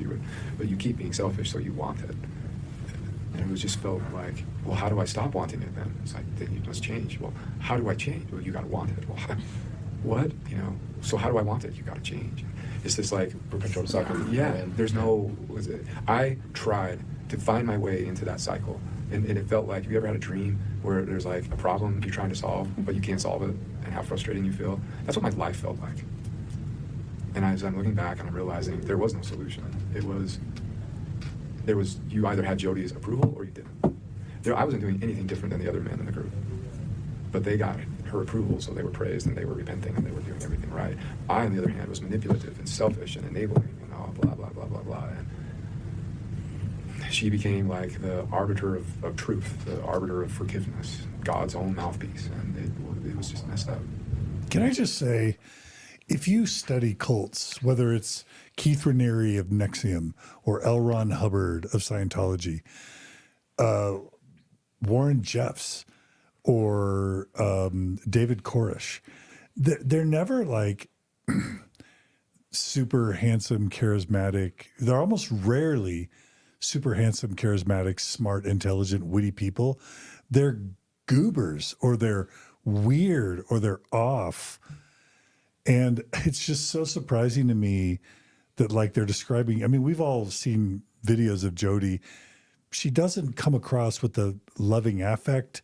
She doesn't come across as particularly wise. I remember a video where she's like yelling at people for not giving her 5-star ratings, clients. It was like an online tantrum. She was like yelling at her clients for not giving her 5-star ratings on Google, whatever, because her ratings had gone down, probably because she was an awful therapist. But I mean, just an unpleasant person who just doesn't come off as appealing. And it's just so amazing that all of these cult leaders just aren't even pleasant to look at or be around, and yet they're able to get total control over people's lives. It's kind of stunning. It is unfathomable. I don't know what to say to that. I don't know. Have y'all seen Keith Raniere? Total goober. I believe it. L. Ron Hubbard, total goober. I mean, I've seen pictures of Warren Jeffs. Definitely not an Total attractive goober. guy. Yeah. Total goober. Yeah, it's so weird that these wealthy, powerful, successful people were giving her so much power. Mm-hmm. I mean, I'm not shaming anyone. It's humbling probably to think we're all vulnerable. Yeah. If we don't learn the techniques and how to identify high demand religions or cult tactics, any of us can be sucked in. Janae, I mean. Yeah. Well, I mean, looking back at that point in my life, I was extremely vulnerable. And I came to realize that is what Jodi's looking for in clients, is people who are extremely vulnerable. And then she gives them the validation they need to feel like they're being heard, like they're being important, or they're regaining their sense of importance, and that they're not crazy and they're not wrong for thinking what they think. Yeah. And it's just a very vicious cycle of manipulation is what it is. That's the truth. Yeah. Yeah, other people are saying Chad Daybell again, kind of a goober, and even Brian David Mitchell, like, and I'm not talking about like traditional standards of beauty, which I hate. You know what I mean? Sure. I hate gender binary, and I hate traditional social standards of attractiveness or beauty. But just people, Brian David Mitchell, like Elizabeth Smart's abductor, again. Mm-hmm. These aren't just normal people. These people are off. Right. There's an oddity is what you're saying. Yeah, yes. There's an oddity. Mm-hmm. Yeah. Mm-hmm.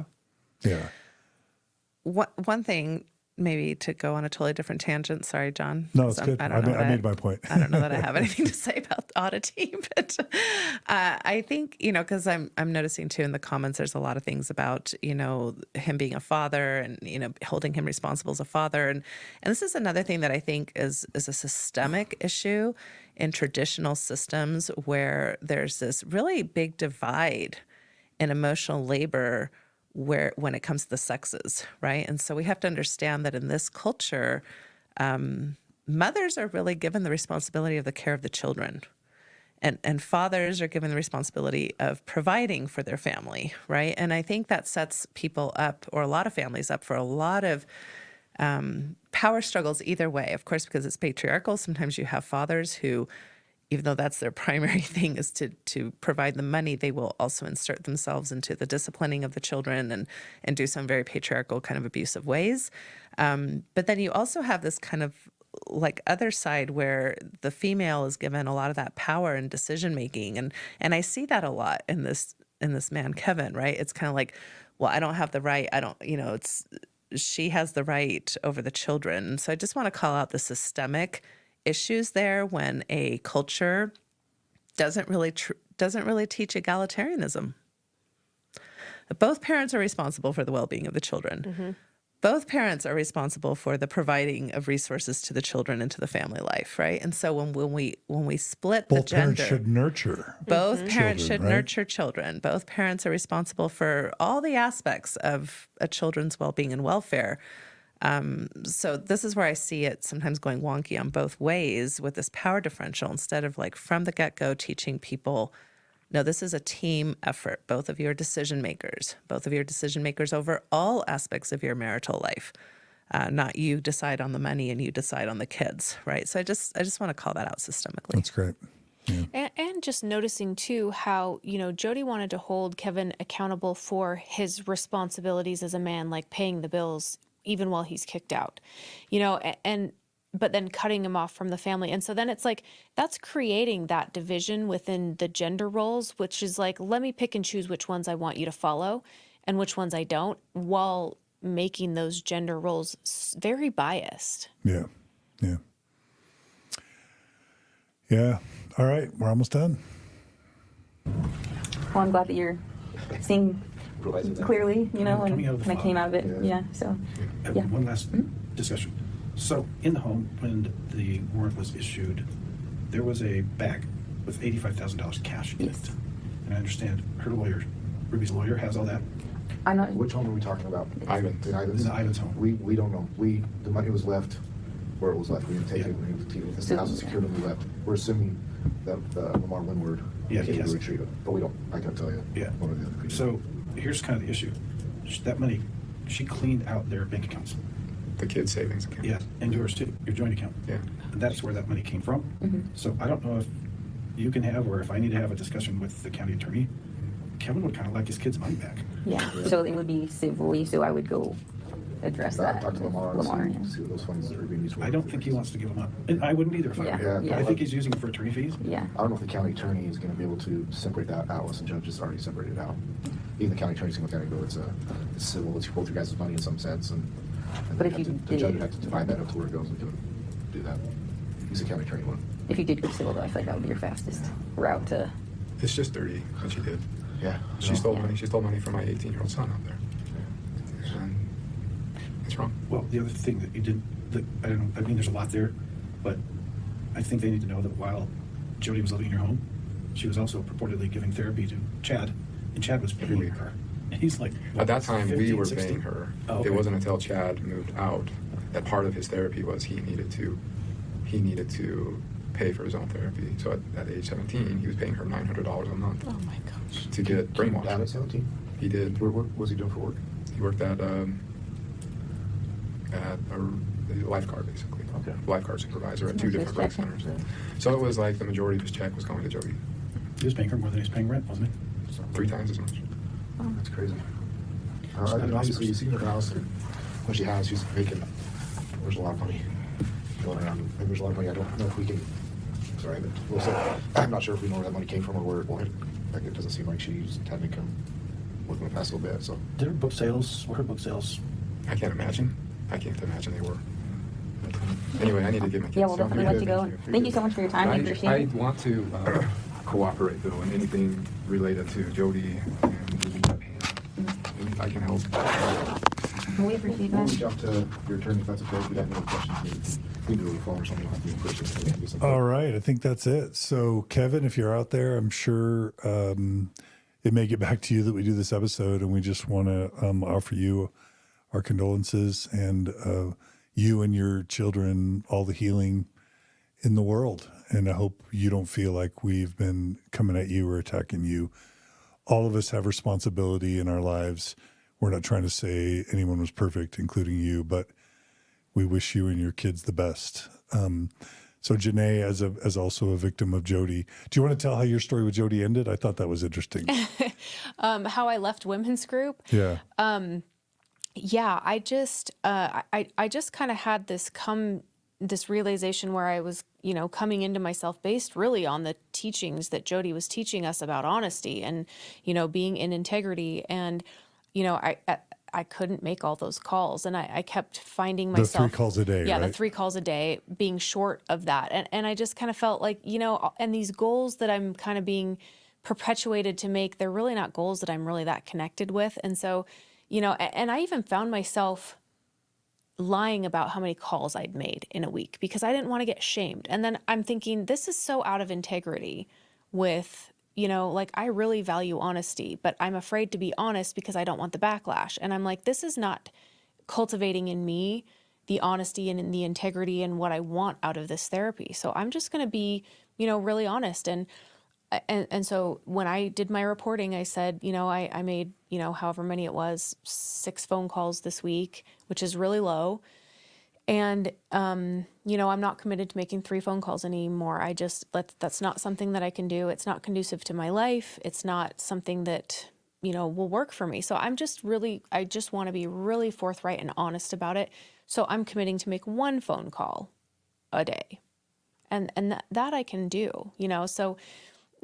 And my only goal that I'm going to have is to get up at a certain time in the morning because I'd like to get up earlier. Those are the only 2 things I'm committing to in this group.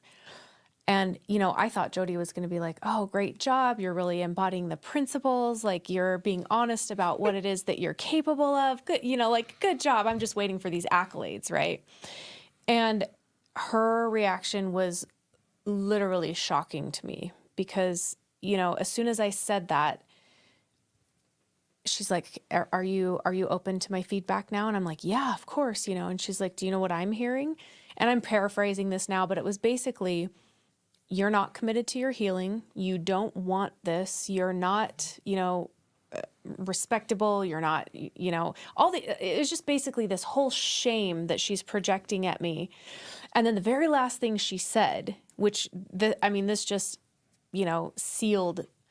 This was the last nail in the coffin for me around working with Jodi at all anymore. The last thing she said was, and so it's no wonder that your kids act the way they do. Well, in women's therapy, I didn't bring up my kids. That was just stuff that she and I had talked about in our one-on-one therapy sessions. And I immediately I felt so violated that she would bring my kids into this group therapy and blame me for their behavior when, one of the things that she teaches is you're not responsible for other people's behavior.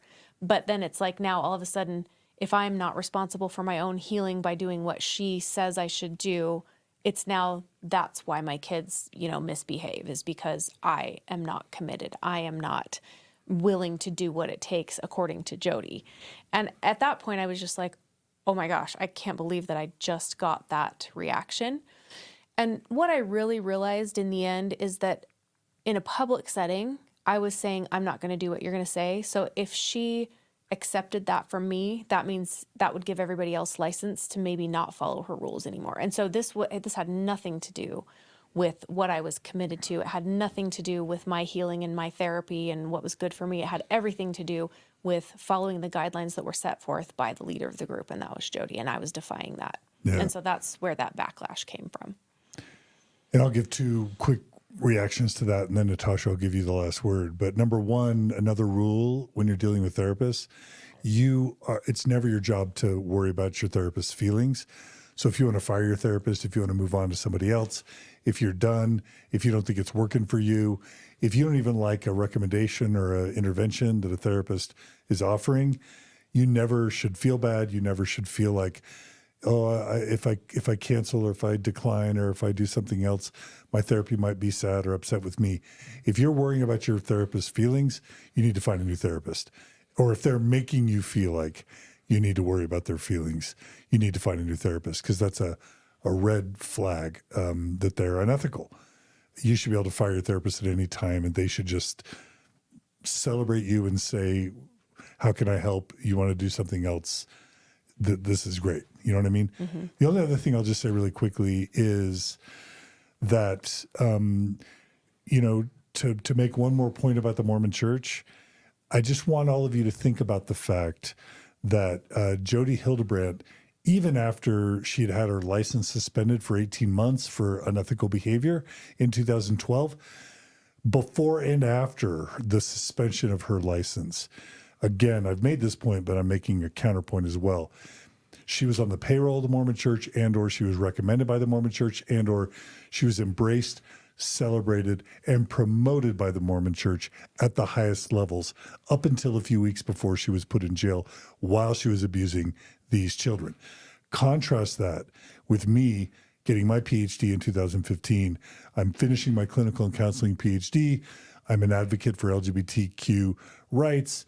I'm trying to help Mormons in faith crisis, trying to save mixed orientation marriages or mixed faith marriages, doing all I can to clean up the messes that the Mormon Church has made in so many individual lives and in so many couples and in so many families. What does the Mormon Church do to me? They excommunicate me the same year I get my PhD. Turn that also on Natasha. You can see how ethical and how knowledgeable and how competent Natasha is with this population. Instead of celebrating Natasha, putting her on all the lists, inviting her to speak at all the conferences, promoting her work, selling her books at Deseret Book, what do they do with Natasha for being an ethical, competent, useful therapist? They excommunicate her. How did that feel, Natasha? And how does it feel to know that you were excommunicated, that I was excommunicated, and that people like Jodi Hildebrandt and Maurice Harker and others have been not only embraced and celebrated, but paid and promoted by the church? Yeah, it's infuriating, quite frankly. It's infuriating. And I mean, personally, it hurts. Obviously, there's a personal cost to that. But this is what was so painful for me to recognize as I was getting excommunicated, is that now everything that I have to say, which is my ideas, first of all, are not my ideas. Most of Jodi's ideas are her own ideas. All this language she comes up with, like, what are some of the words that she... Distortion. Distortions. And those are all her, those are not clinical. I'm bringing clinical ideas back to my home, to my people, to my community. And they're not my ideas. They're just clinically sound information. And now, because they excommunicate me, that information gets excommunicated, right? Mm-hmm. It's not just me. It's that the legitimacy of what I'm saying to people that could really help their lives, that could help them parent their LGBTQ kids better, that could help them have better sex lives in their marriages, that could help them have better mental health. That information is discredited, right? Because it goes against the prophets, seers, and revelators, which is the definition of apostasy, right? And this is where I went round and round with them. I'm like, no, you're excommunicating me for my clinical views. And they were like, oh, no, we're not. We're excommunicating you for apostasy. And I'm like, yes, because the clinical views that are backed up by science and social science research are not in line with your prophetic ideas, right? And so round and round we went. And so they just do not want to take accountability for the fact that they are teaching unethical, harmful things that affect people's mental health, relational health, sexual health, and spiritual health. And this is now coming out in a lot of the research on religious trauma, which is fascinating to see that finally coming out, because for a long time the research has talked about how religion is healthy, but that research never talked about the spectrum of religion, how high demand that religion was, and never really looked at the costs of high demand religion, right? So these are just all really interesting things. Just a few thoughts I have about what you were talking about, Janae. So the 12-step programs, it is not surprising to me that you lied. Right. You lied. That is something that I think is endemic in 12-step programs, because it is set up for you to have to monitor your behavior and to be accountable for your behavior. And if you have behavior that isn't good and it's now naughty on the naughty list, you have to tell somebody about that. And that's a shameful process, and you're shamed for it, whether they want to call it that or not. And so what do people do in that situation? Since the time they're 2, they lie. This Right. is what we do as humans. And so there's deceit. And then there was this other endemic thing of 12-step programs, which is it's kind of like our way or the highway. And even in alcoholism, this is true, that if you don't follow or if you don't agree with the program, with the leaders, with the system, you are in what? Denial. You're in denial. Yeah. Right? So all these Mormon men, for example, who are saying, I don't think I'm a sex addict, or I don't think this is, the problem that you're saying it is. Well, now you're in denial. And that sets up the wives to be very distressful, right? Like you're not even willing to face your problem. You're in denial. So you can see how round and round this goes of being very problematic and how the whole system is set up. And then, there was one other thing I wanted to say about what you were saying. While you're thinking about it, Yes. I'm just going to say one caveat. I've had people on Mormon Stories podcast that went through Alcoholics Anonymous, and they report that it saved their lives. And so I don't know what to do with that exactly, because I know that Alcoholics Anonymous has helped a lot of people. So I don't want people to take this as just a point blank condemnation of Alcoholics Anonymous or all 12-step programs. But I think we need to be able to just recognize unhealthy traits of unhealthy groups or organizations wherever they are. So, please try and take a nuanced view and don't think that we're, just doing that. Yes, no, and I agree with that. I think that a lot of people would also say that Sex Addiction Anonymous has saved their lives. But again, I'm always interested in the nuance in that and why they think that. And could there have been other better ways to still, quote unquote, save your life without having some of these unhealthy components of these types of programs in place? And I do think that that is possible. I guess the last thought I had is that although I do have a lot of empathy for Kevin, and I do consider him as part of this battered spouse syndrome, I am not willing or comfortable completely, absolving his responsibility, especially prior to meeting Jodi. They were already having issues with what I would consider abusive behavior with their children. So I'm hoping that in cases like with Kevin, the state will mandate court-appointed parenting education if he is going to have custody of his children again. I hope that he is appointed, court-appointed therapy, family therapy, and that the kids are appointed therapy, because there were already systemic issues with that parenting duo that I think he needs to take responsibility for. Yeah. Okay. Well, before you leave, please subscribe to YouTube right now. Please subscribe to our channel or on Facebook. Please like this episode. Please share it. I really want to give both of you guys a chance to kind of let people know about the good work that you're doing as well. Natasha, I'll let you go first this time.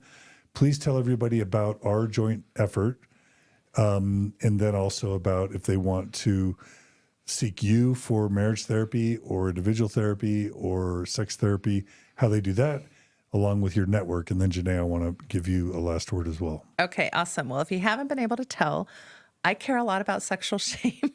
I care a lot about mental health. I care a lot about relational health. So I have done a lot of things to try to help people, and not only just the public, but also professionals. I do quite a bit of training of therapists and have presented at conferences, national conferences, most of my career. So I have started this new platform. It's called LearnReligionTherapy.com. That's really for therapists, coaches, professionals who are working with folks.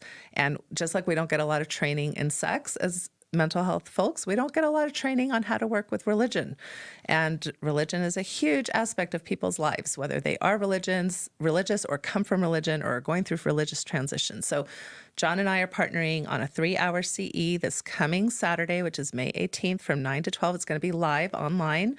It's also going to be recorded, so if you can't attend, you can still register and get the course through like a webinar. And we're going to be presenting on how to work effectively with folks who are going through a faith transition, specifically from high-demand religions. So that will be a great CE, and there's not a lot of CEs out there offering this kind of information. So I'm super happy that John is joining me for that. If you join up for the email list, you can get a free ecosystemic spiritual assessment tool, and you'll get notifications of other things that I put forth. As far as if the public, if you're interested in what I have to offer, you can find me at natashahelfer.com, or you can find me at my group practice, which is Symmetry Counseling. And the reason why I have a group practice is because I feel very passionate of having providers I can trust and that I have trained and that I know that do ethical work to be able to refer, because of course I can't see everybody who is interested in seeing me. We run groups because, again, that's a way to help lots of people. And as we know, groups can be very helpful and beneficial to folks. So those are ways that you can find me for either group work, individual work, marital work, and either work with me directly or one of my providers. And we are also now providing ketamine-assisted services, which are really important in the realm of religious trauma, sexual trauma, OCD, PTSD, all these things that many people in our community are dealing and struggling with. So that's me. And if we're not helpful, we're always happy to help you find a referral that we might think would be more helpful than us. Love it. Before Janae, I bring you on, I'm going to address one quick comment. Daphne488 writes, John seems to believe that hating men is a sign of homosexuality. In Jodi's part, sounds a bit reductive to me. And I don't mind criticism. I welcome it. I'm sure it came across that I was saying something like that. I apologize. That's not what I meant to say. If I could restate it. Thank you for calling me out. I welcome the feedback.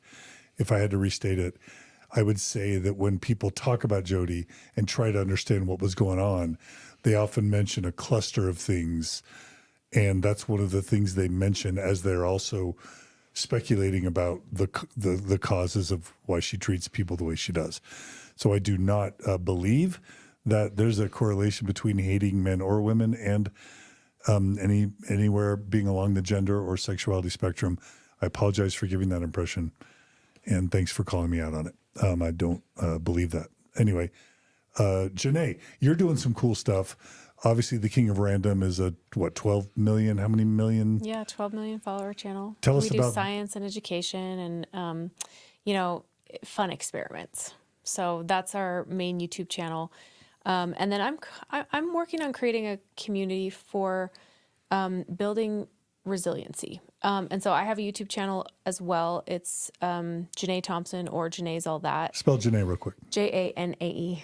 And I'm just kind of sharing my experiences around, the things that life has handed me and how I'm getting through them in a positive way. The good, the bad, and the ugly kind of. And then you can always find me on Instagram for very similar content. And that's at Janae Vilate, which is JANAEVILATE.